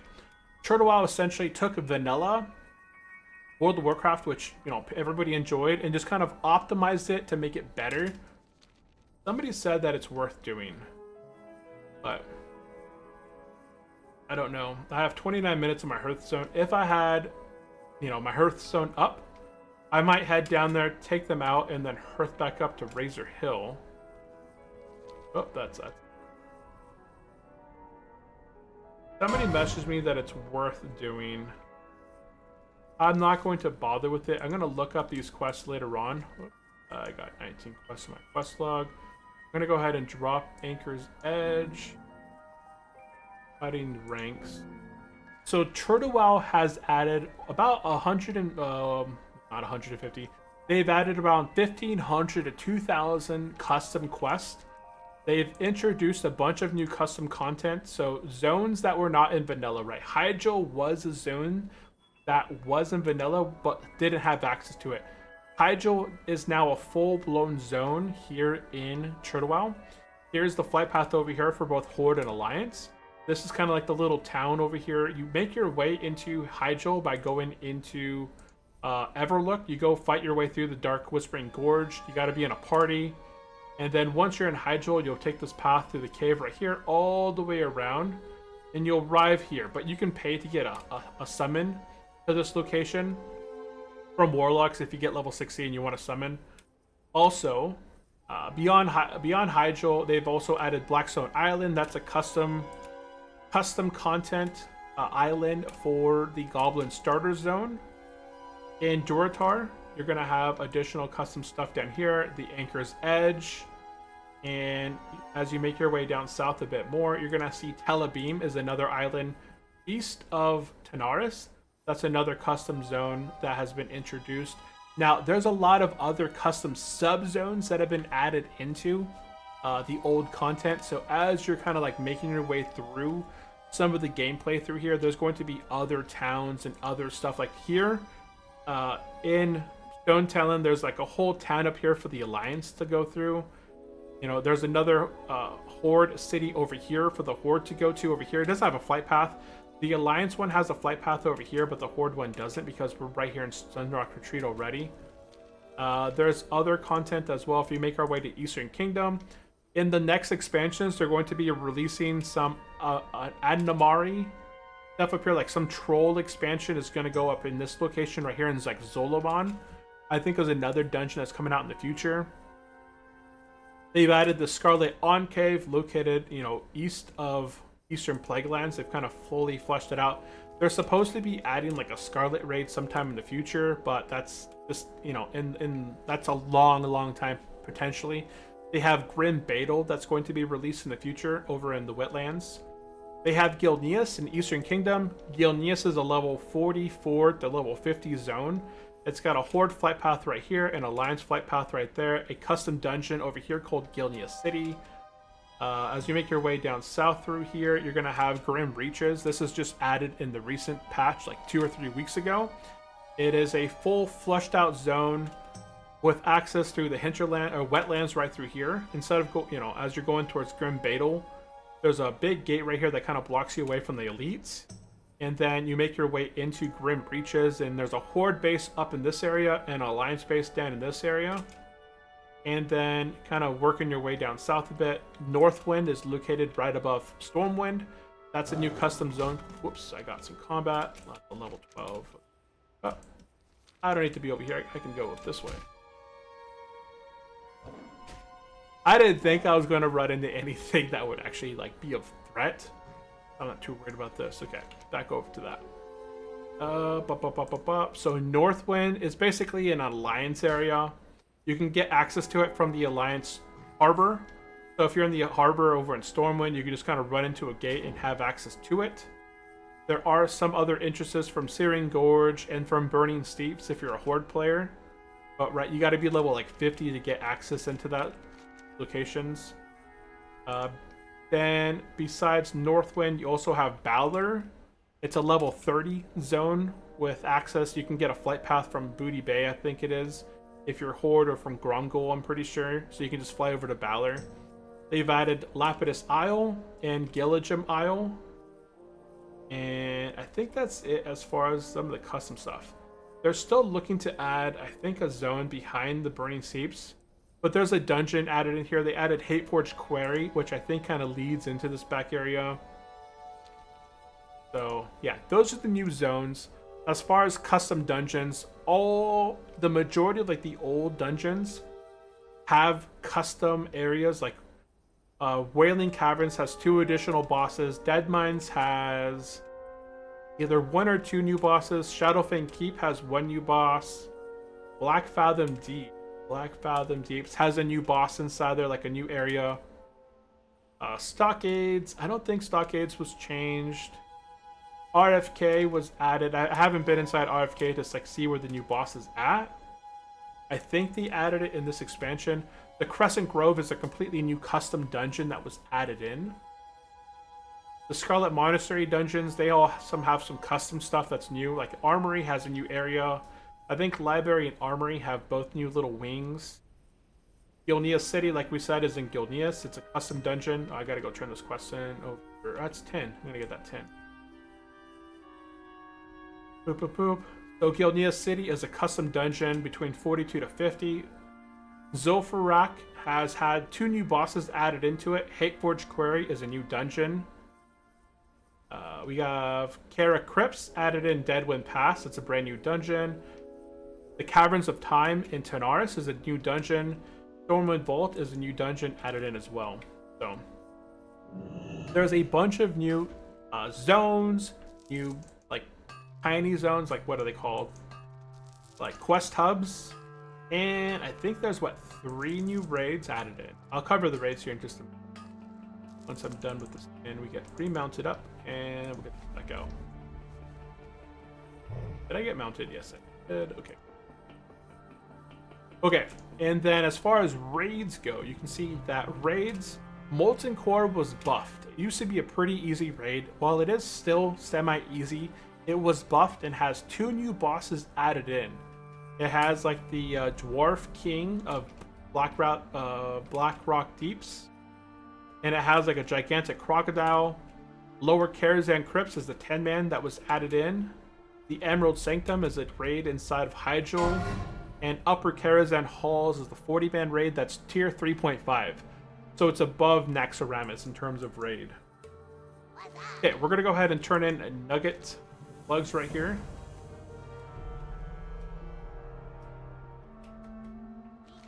Okay, we're going to go ahead and turn in a Nugget Slugs. Finally, man. The quest has been on me forever.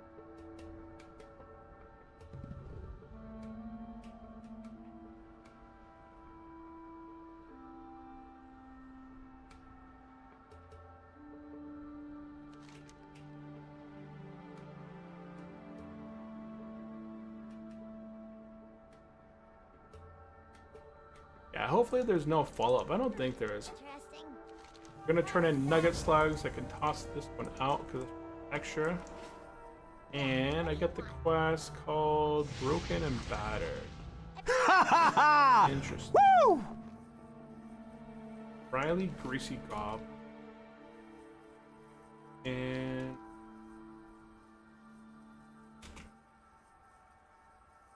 okay. Okie dokie. And CVC, welcome into the stream. Welcome in, welcome in. How are you doing today? How are you doing? How are you doing?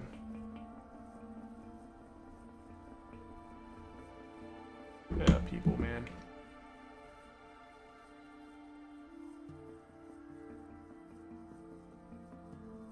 Our cool mug. Now, last time that I died on hardcore, I died because I was saving a potion. I had my finger right over the potion, but I was like, I'm okay. I don't need to chug a potion. I'm okay. I can survive this fight. Guess what happened? I got him down to a sliver of life. I still had like a pretty good amount of life. I had like a fourth of my life still. And he had a sliver of life. All I had to do was hit him one time. Well, guess what happened? I got dodged. I got parried. I missed. And then boom, I died. So, yeah. That was my way to die. So we went ahead and turned in report to Kadrak. We're going to go ahead and accept Warsong reports. And now we're going to go ahead and make our way up into Ashenvale. Up into Ashenvale. Our quest log is pretty full right now. It says we have 17 quests on our quest log. 4 of those are from Wailing Caverns. So we have 17 minus 4 is 13 quests really inside of our quest log. If you're not a warrior, you're not going to have the Speak to Ruga quest. So that's going to be even less quests in your quest log, right? So 5. So we're going to have 12 quests in our quest log right now. If not less. Because Satisfaction for Shack probably could have been completed earlier on as well. But just some things to keep in touch. Okay. So CVC said, playing Turtle Out level 36 Paladin. The game is crazy good, but I haven't looked into stuff beforehand. Yeah, as a Paladin, honestly, you pretty much face roll a lot of stuff. Are you leveling as Protection or Retribution? Both of them are really, really good. Retribution essentially has no more downtime now because they have access to Seal of Wisdom early on. And now that you have Seal of Wisdom super early on, you can judge Seal of Wisdom, swap to Seal of Righteousness, and then you get that tick from Wisdom ticking all the time. And then Holy Strike is also healing you and regenerating your mana every single time you're smacking something. So it's super nice in that way. We're going to head up to the little T and make a right. We're heading east towards Splinter Tree Post, guys. And holy, you're playing holy Snowflake mode. Hey, holy still has some good duties. Are you healing quite a bit in the dungeons?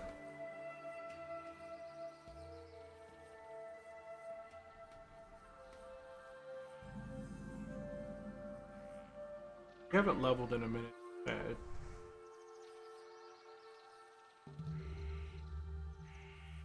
Okay, we've arrived at. Oh, before we stop here, take a second. Take a stop. Go ahead and go into your bags and look for the bundle. You should have the bundle of reports right here. Click it, and make sure you get all 3 of the Warsong reports out.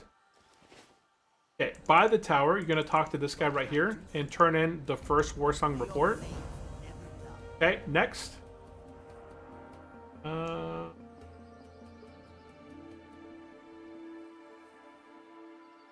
Warsong Outrunners, Ashenvale Outrunners, and huh.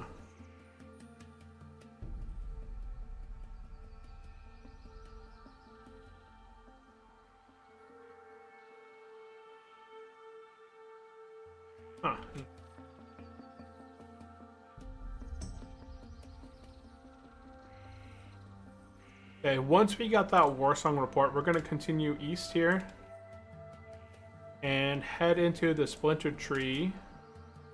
And we should have the Ashenvale hunt. I thought I picked that quest up. What did I just turn in? Warsong reports. Oh, I have it right here. Okay, we're going to go ahead and turn in the Ashenvale hunt quest. This opens up a chain of other quests that we can complete now. So we turn in the Ashenvale hunt. And now this is going to open up to complete the Ashenvale hunt again. And now we're going to fight 3 mobs inside this Ashenvale. We're going to find the Hippogriff, which is kind of south of us. The Night Saber, which is west, kind of in the middle near near Rainwood Retreat, like right up in there. And then Ursangus is located right over there, kind of by lighting the pyres. None of them are elite. I think Hippograph is the highest level one. I think around level 28 or 30, I think. So we're not going to be looking for them just yet, but you want to have this quest completed. You know, if you do run across it, you have a group, you can fight it. You can fight them with the group. Okay, now that we have that, make sure you get the flight path over here. And, you know, make sure you get it. And now this quest right back here, this Saturn Horns. We're not going to do this one yet. Yeah, it's a 26 quest. So if we try and do this quest, we're going to be aggroing so many stealth mobs that we're going to get our face smashed in. So don't do that quest just yet.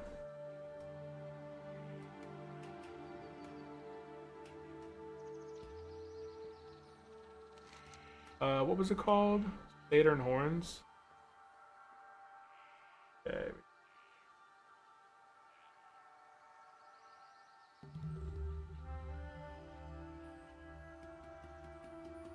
Right, some.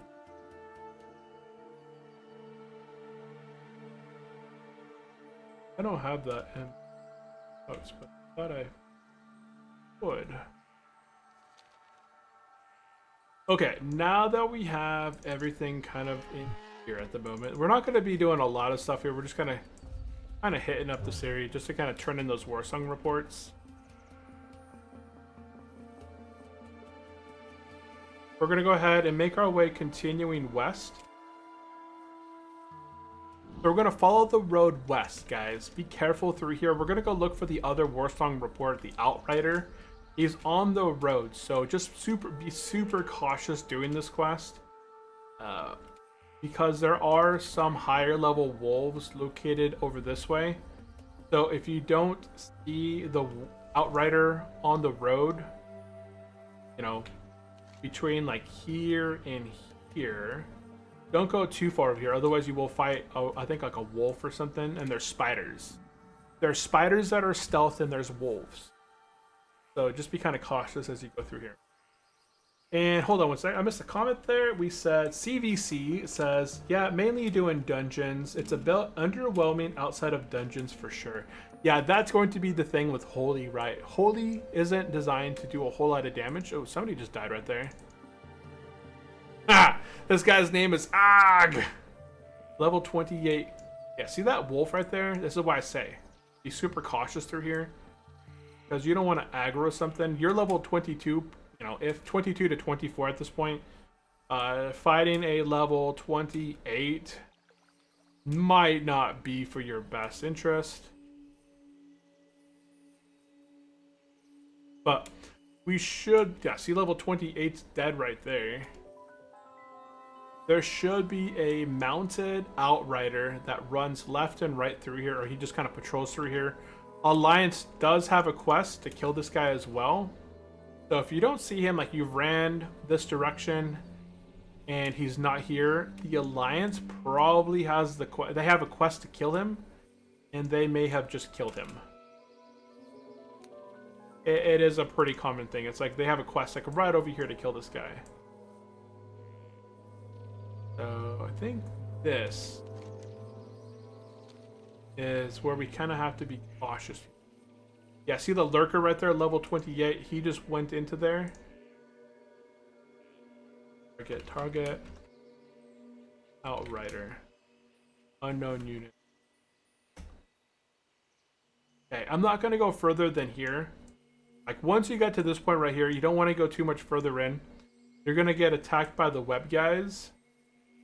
The stalkers are over here, and they hit pretty hard. You can't see them. I was hoping to kind of see them fight one. You can kind of see their damage and life, but I'm really trying to look for the Outrider, but he doesn't seem to be back there. Okay. We're going to go ahead and just kind of patrol back this way, and he just might not have spawned yet. Level 28 right there though. And yeah, for sure, I would say like when leveling as a paladin, you can heal as any spec. You don't have to be holy to heal. That's why I never recommend anyone level as holy, because outside of dungeons it's very lackluster, it's pretty boring. You either want to level as protection or retribution. Protection still allows you to tank every single dungeon, right? You're collecting gear, you're making your groups, you have control of everything you want to do. You can still collect stamina, intellect, gear to heal dungeons, which is really, really nice. And if you want to damage, Retribution Paladins aren't going to be doing so much damage that they're going to like notice a huge difference between level like 40 or 50, because there's not a lot of talent points that really boost Retribution damage early on. So all Paladins kind of don't do a whole lot of difference. It's just that if you do go Retribution, you're going to have some better things like survivability with parry. See that mob right there? Okay, so there's their damage right there. It's a level 29 lurker mob. And it does 50 to 60 damage a hit. 26.6 DPS. It's got a lot of resistance there. Arcane, Fire, Frost, Nature, and Shadow resistance. Yeah, so you really just don't want to go past that little light post right there, otherwise you have a chance to really die.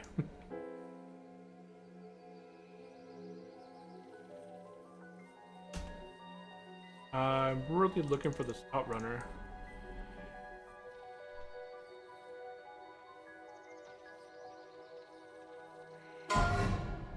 Level 20 dies in Westfall. Dang. I'm gonna go ahead and take a seat. I'm gonna go ahead and wait here.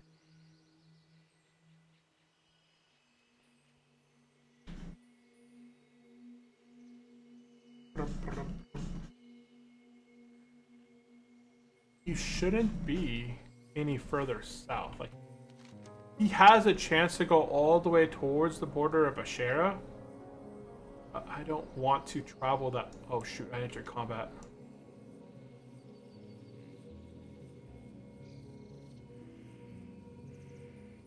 So there's a spider chasing me right now.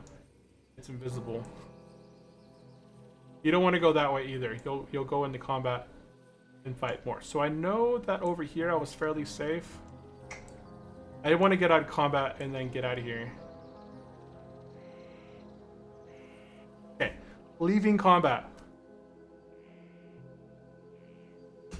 I don't know where the Outrider's at, but I need to talk to him for my quest. The good thing about the lurkers are that they are slow when they're stealth.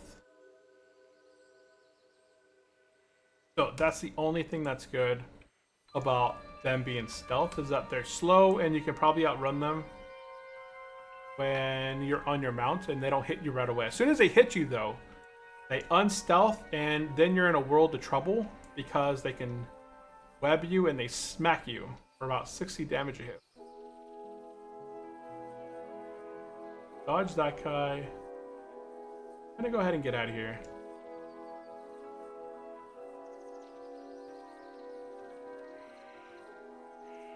Yeah, I thought I would get the Outrunner guy, but for whatever reason, he is just not over here right now. So I'm going to go ahead and I'll come back here later.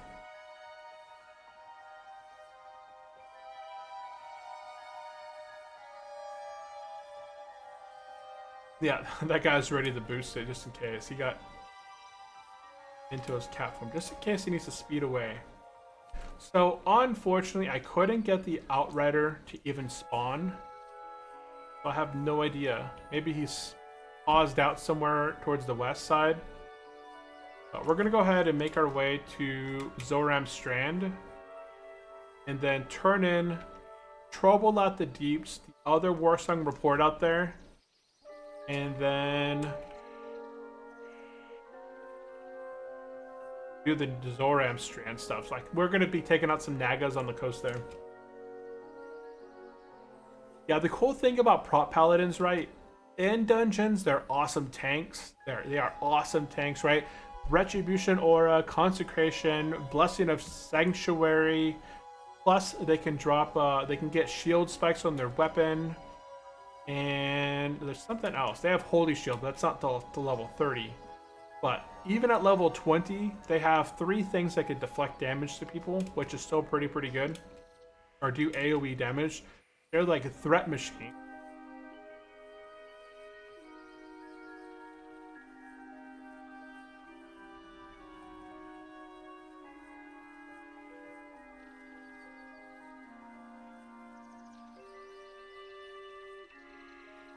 Yeah, that's how you do it.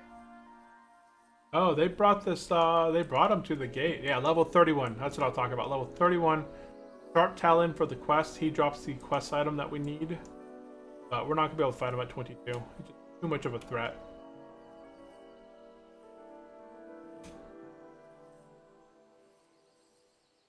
Boop, boop, boop. Okay, guys. It is now 1 o'clock my time. We're going to go ahead and make our way to Zoram Strand. I'm going to go ahead and knock out one more quest over that way. And then once we do the Naga at the Zoram Strand and the Borasha the Lashers, it's kind of like a escort quest. We're going to go ahead and knock out those 2 quests. And then take a flight path back to Crossroads. And then stop right there. We're going to be basically kind of stopping at the point where next episode on Wednesday, we're going to go ahead and be doing Wailing Caverns on Hardcore. When I tank, in my tank gear, I don't have, I need to make that one. In my tank gear,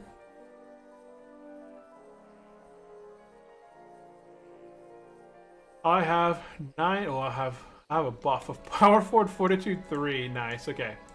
So unbuffed right now, I have 924 life. If I get Fortitude from a priest that's level 22, I think 22, 24, they get plus 8. I think it's either 8 stamina or 22 stamina.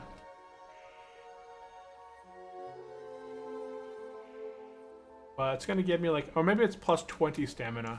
It gives me an additional 200 life. So that's going to push me over 1100 life, potentially.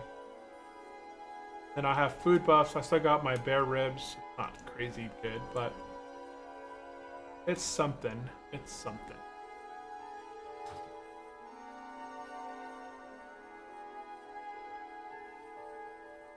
Okay, we're making our way east-west to go turn in Trouble in the Deeps and pick up some quests over that way. If anybody in the chat has any comments or questions, definitely drop them in there. I really do appreciate it. I try to turn on my voice chat, but for whatever reason, it's not activating. So we have Cassian in the chat. Rock, looks like you're potentially out there. Ollie, Play Tactic, Miles, Sanson. If you guys are in the chat, definitely say hello. If you guys have any comments or questions, we're playing some hardcore World of Warcraft, leveling our amazing level 22 warrior. We're not going to be doing Wailing Caverns in this episode, but Wednesday we're for sure going to be putting together a group and diving into Wailing Caverns. There's two new bosses that are in there that's custom to Wailing Caverns. So we're going to be knocking those bosses out as well. I think they're either 23 or 24. So.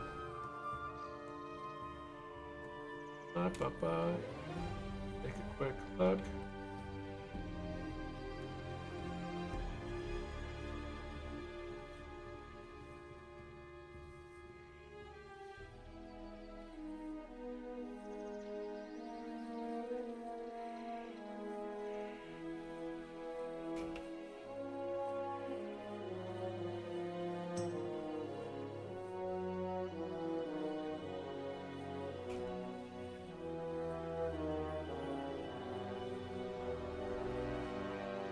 Looking for 2 more tank and healer. Hate Forge Core.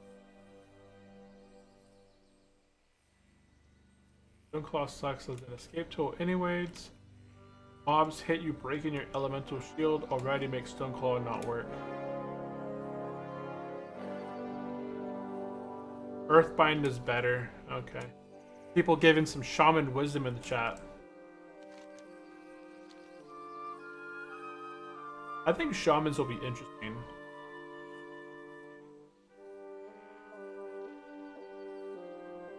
As we get closer to level 60 on this warrior, we are going to... Oh, there's... Hopper. Oh, it's right there.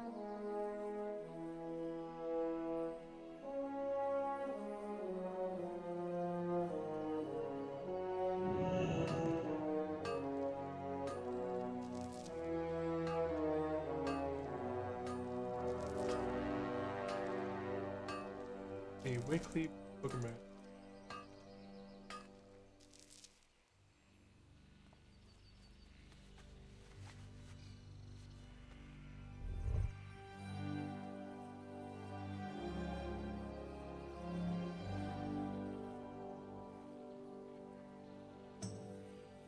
I'm not gonna go for that conference. A little bit off the path. Oh, shoot. Okay, gotta go. Oh, why didn't I just fly to Zoram Strand? Why didn't I fly to Zoram Strand? I am so not in it right now. I just ran this whole way, and it just hit me. Why didn't I fly to Zoram Strand? I have the flight path. You guys are watching me at my worst moment right now. They just hit me like down. How much life do I have? This at 874. With this, I'm at 920. Okay.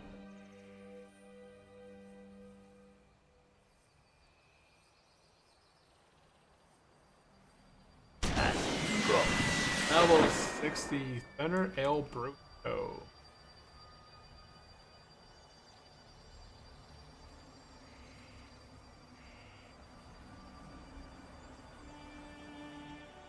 And Buzztronic, did you get your mount, by the way?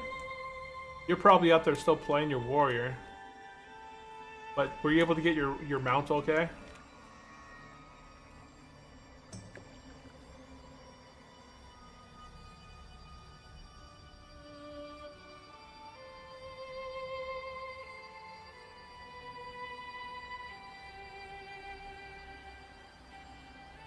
I'd for both bindings and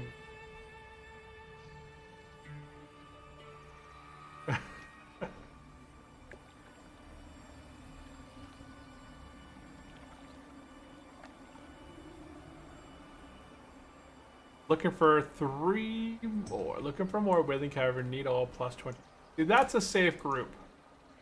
They're trying to get together a whole group of 23, you know, plus and up.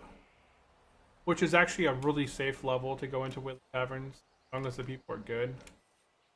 But I just don't have time today to go into Wailing Caverns. I don't know why a level 20 priest is back there fighting level 24 mobs. Does he have somebody helping them kill stuff? Level 19. That's not going to go too well for him. He's not a hardcore player, but still. Yeah, he'd all reset. Okay. So that's funny. Ooh, Death Knight logged in. Level 47. It didn't even pop up in my chat. In a thrower. Where the heck is that at?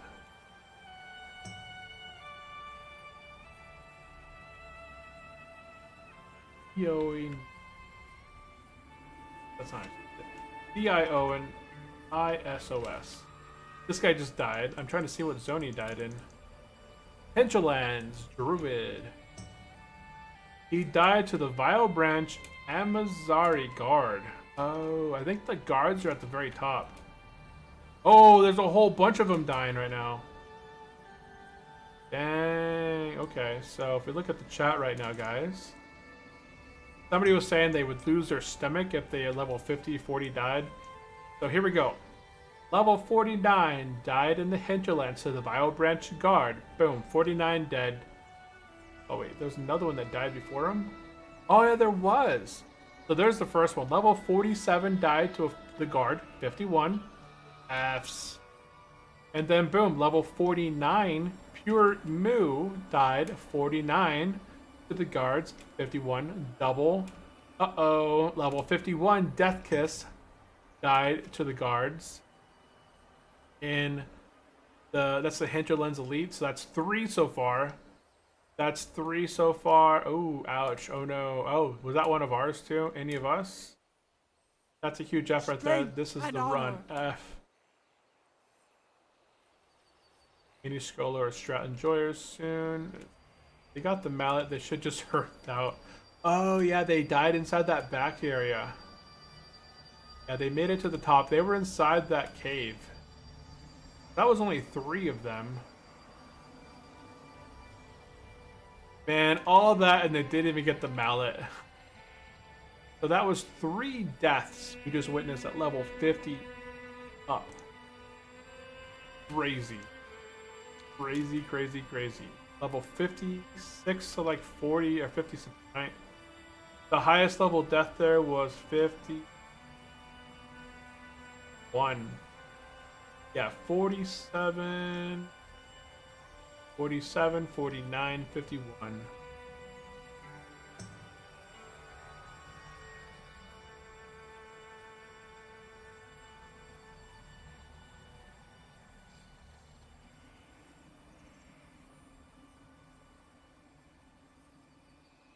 So some hunter rogue made it out alive.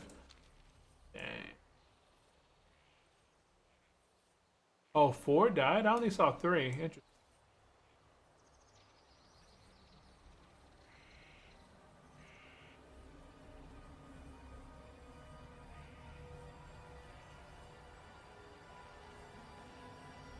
Interesting.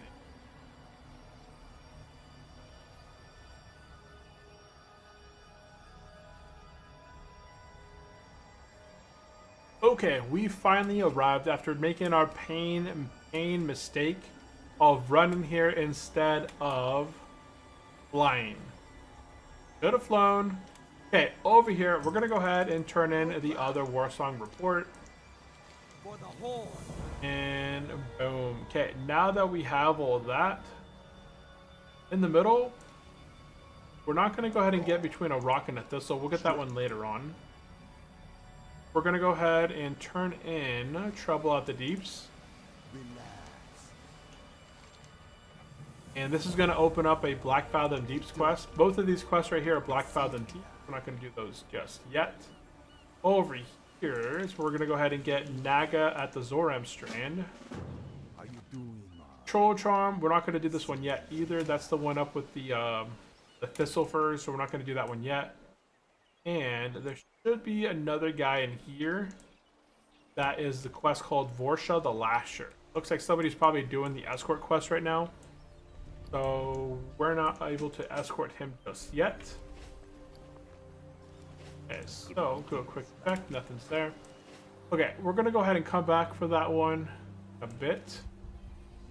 And we'll go take out some Nagas for the time being. Oh, that one resets. Yeah, right there. Got his name. Orim the Lasher. We're just gonna run around through here. Oh, there he is. So if we can get back to him and start him.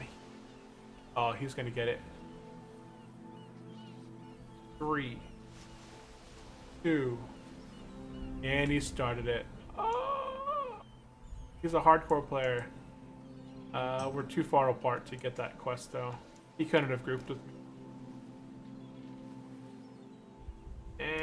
Okay, well, I was almost there. I almost got it. It's good to do that quest right now because it has you taking out Nagas anyway, so it would be, you get beneficial, you know, you get him helping you, and then you kill them at the same time. We're gonna go ahead and just kind of fight some of these Nagas here.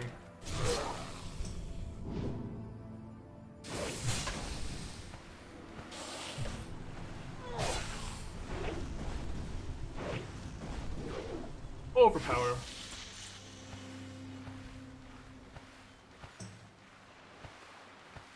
This place has a lot of mobs, but I don't see a single live one. Oh, there's one there. I'm not gonna bother with the Hydra.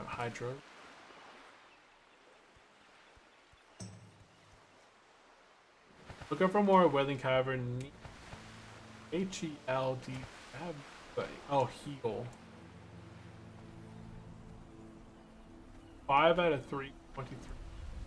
All that stuff. Didn't post anything. Why did they just say, look, looking for 2 more Wailing Caverns, heal DPS?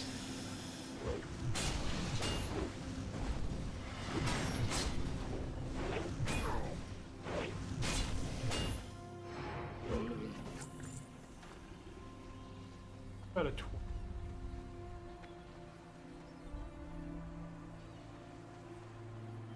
2 out of 20.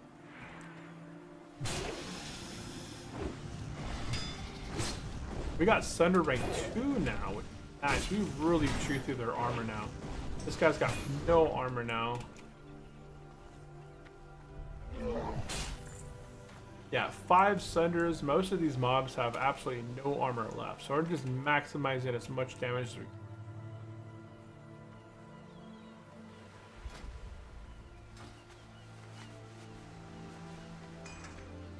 Need magic DPS for solo. Das Dingo.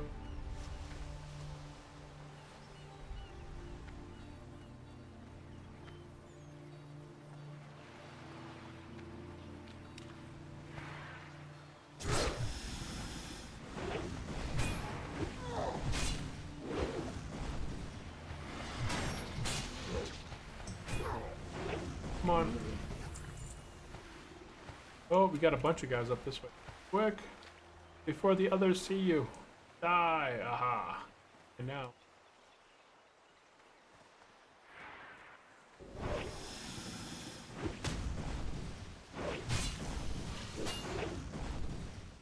Look at that armor. He has no armor. At 4 Senders, this guy has no armor anymore.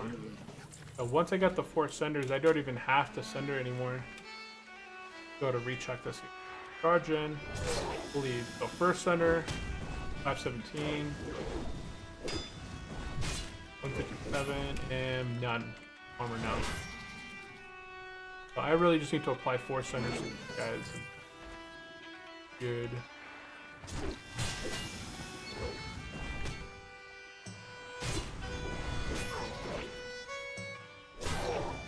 Nice hit. Nice. Lots of you guys joining the channel. If you guys have any specific questions, definitely drop them into the chat, guys. We are playing hardcore on our Orc Warrior. We're level 22, leveling in Asher build. Just doing some of the prereq quests right now. Not a whole lot special at the moment, but we're going to be wrapping up here shortly. We're almost done with the stream. I'm just trying to finish off a quest that leads me to Crossroads, and then I'm going to be ending the stream. Next time we stream, we're going to be focusing on completing the Wailing Caverns.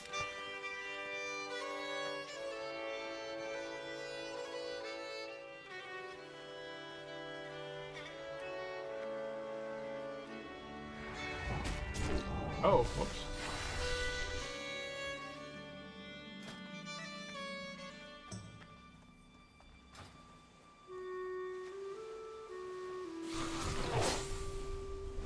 Come on, over to you.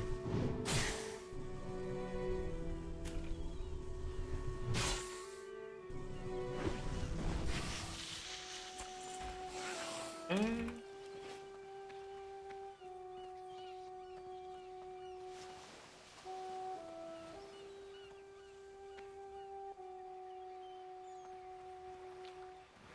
charge.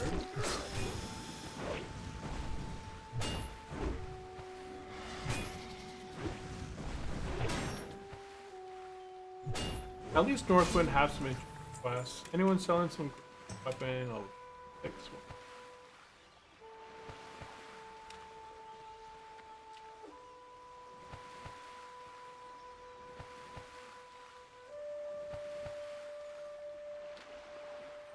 Left to come back here. Still one. Oh, there's. We'll go for that one. Looking for more Wailing Caverns. Need heal damage 5-3. Oh, 3 out of 5. That's what that means. Why do you put your fraction number? Like, you know, if you have 3 in your group, you know that you only need 2 more. I feel like that just made it super.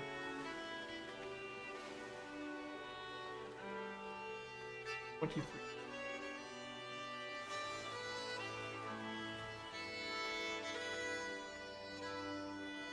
Charge! So what I was saying earlier, I wish that warriors in vanilla, like if they have access to battle shout, it would be nice if they had access to like commanding shout that increases their armor or increases their health. I think commanding shout back in whatever one expansion increased their life. But I'd like some kind of shouts that'd be beneficial for protection warriors.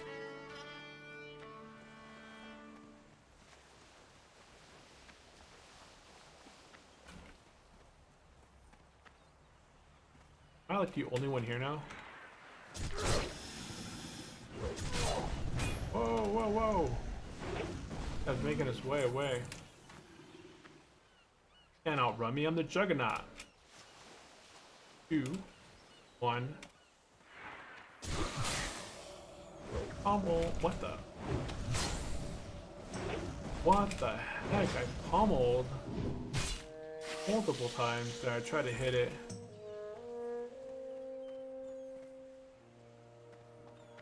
$2,900. Grabby pet.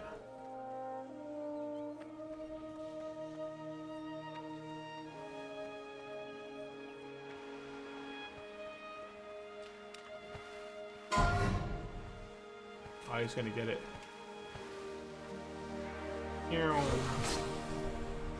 This one I should be able to get. Oop. Pummeled. Who died? Level 40 Conragan dies, so level 43 in the Badlands. Yep. Those rock elementals are no joke. They have a nice little stun. You fight too many of them all at once, get ripped up.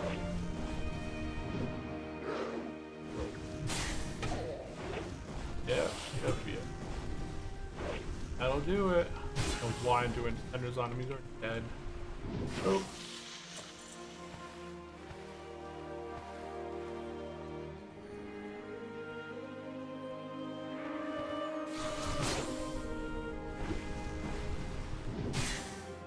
We don't have to complete the escort quest just yet. If we finish up this quest and we get back and the escort quest is still not available, I see these people over here still. We probably won't be doing the escort quest. We can always do it later on in the location. Pummeled. Overpowered. 259. That's awesome. I just need 2 more of these heads and we're done.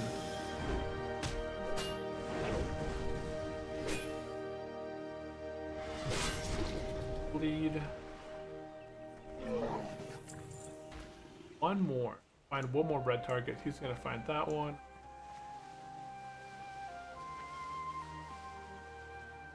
I will get this one. Charge. What the heck? Pummel, man. Level 14. Not too special. 254. Quest complete. And the guy's right there. We'll go ahead and knock out the escort since we're here. We'll go ahead and knock it out.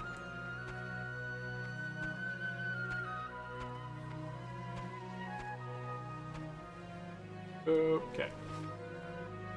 Go ahead and up the quest.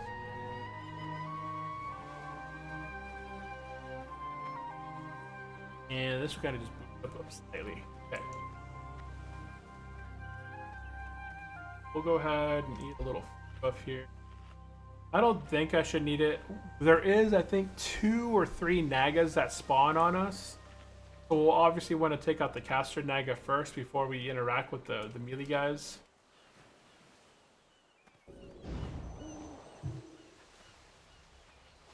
I did get a 1-hit mace, 12.3 damage, which is better than my axe in terms of damage. Although I do lose 1 stamina, I do gain some dodge from the ability.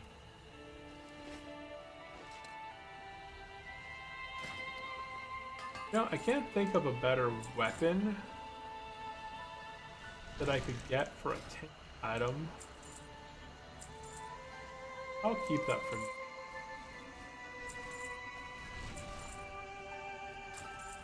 I should probably keep. There's some.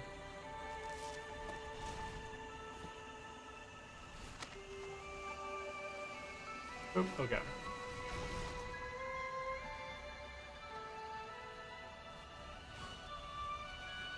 We already trained level 22.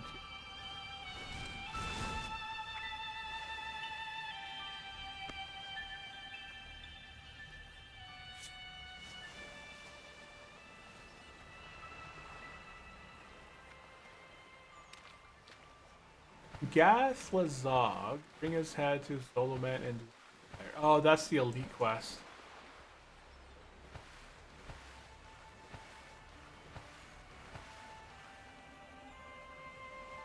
Okay, guys, okie doke. This is going to be a little fun one here.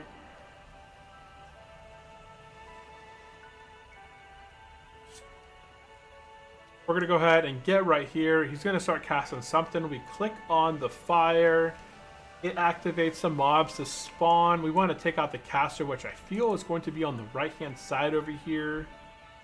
And then there's going to be some melee ones. This guy's level 25, 800 life. We're gonna let him fight a mob or two for a little bit. And then once we get the caster down, he's going to be the biggest of pains. Oh, there's two. Go ahead and move out of the way.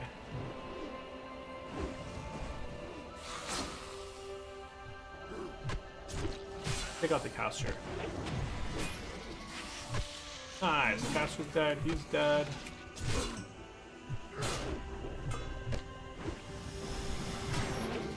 Dead. Okay. So that was the biggest pull. The next one is just going to be, I think, a Hydra that comes out of the water. Oh, shoot. Okay, 3, and then another pack of... which is still attacking. Oh my goodness. Server's lagging, or am I lagging?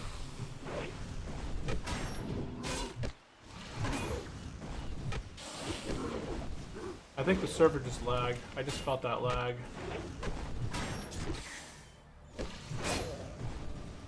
I'm gonna heal.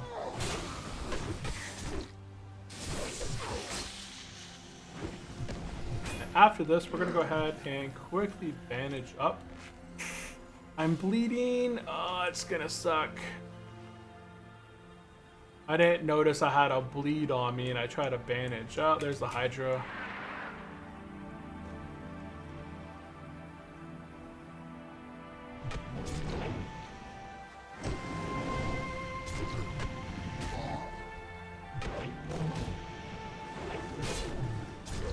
I got a bandage.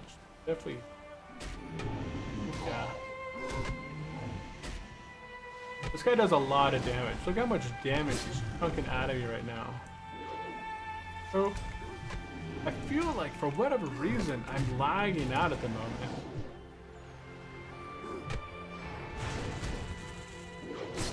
There, he's dead. He's the last one. For whatever reason, I was just kind of lagged out a bit during the fight there. And coast complete. Okay, let's get out of here.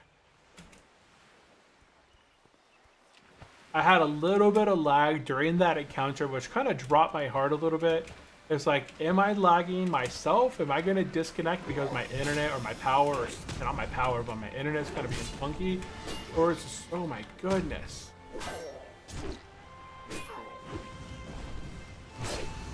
He just let out. You should die. Here, take this. Yeah, he's dead.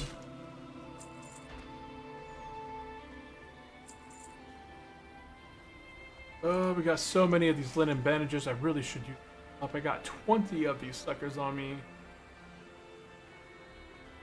A vendor for a whopping 3 gold.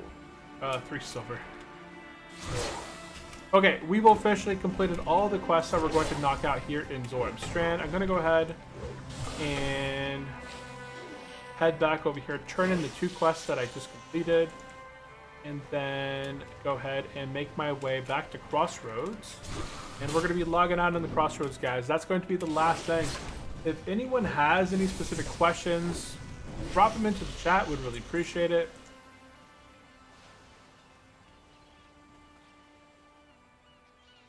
But we are done.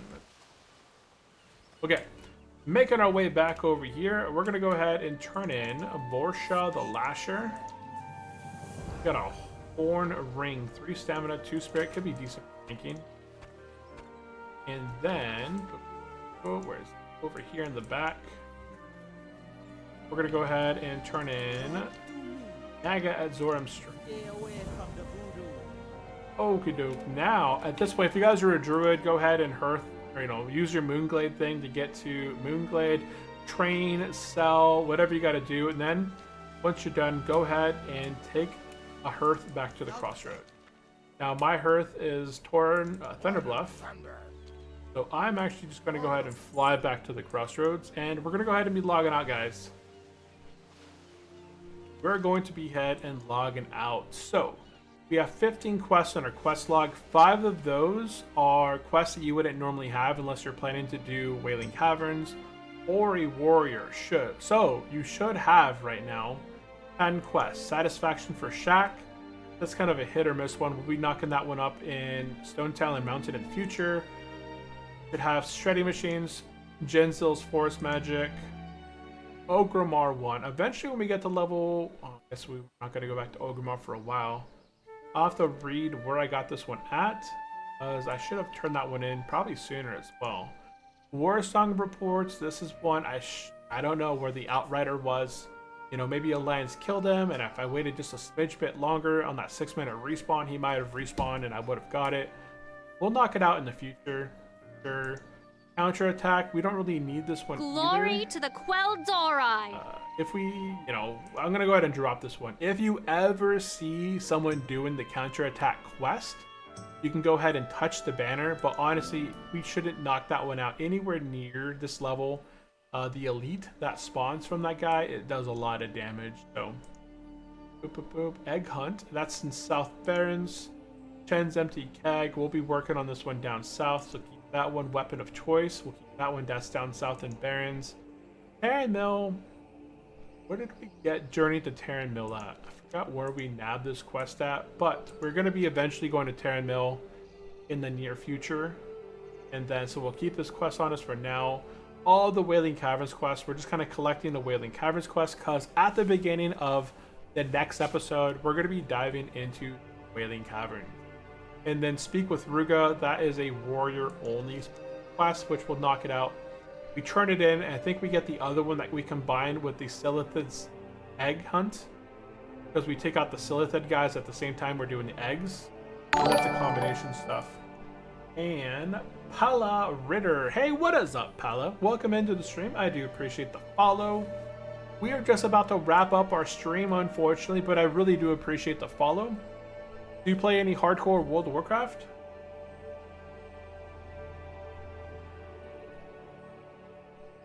Ooh, got a Zillow notification. Ooh, my.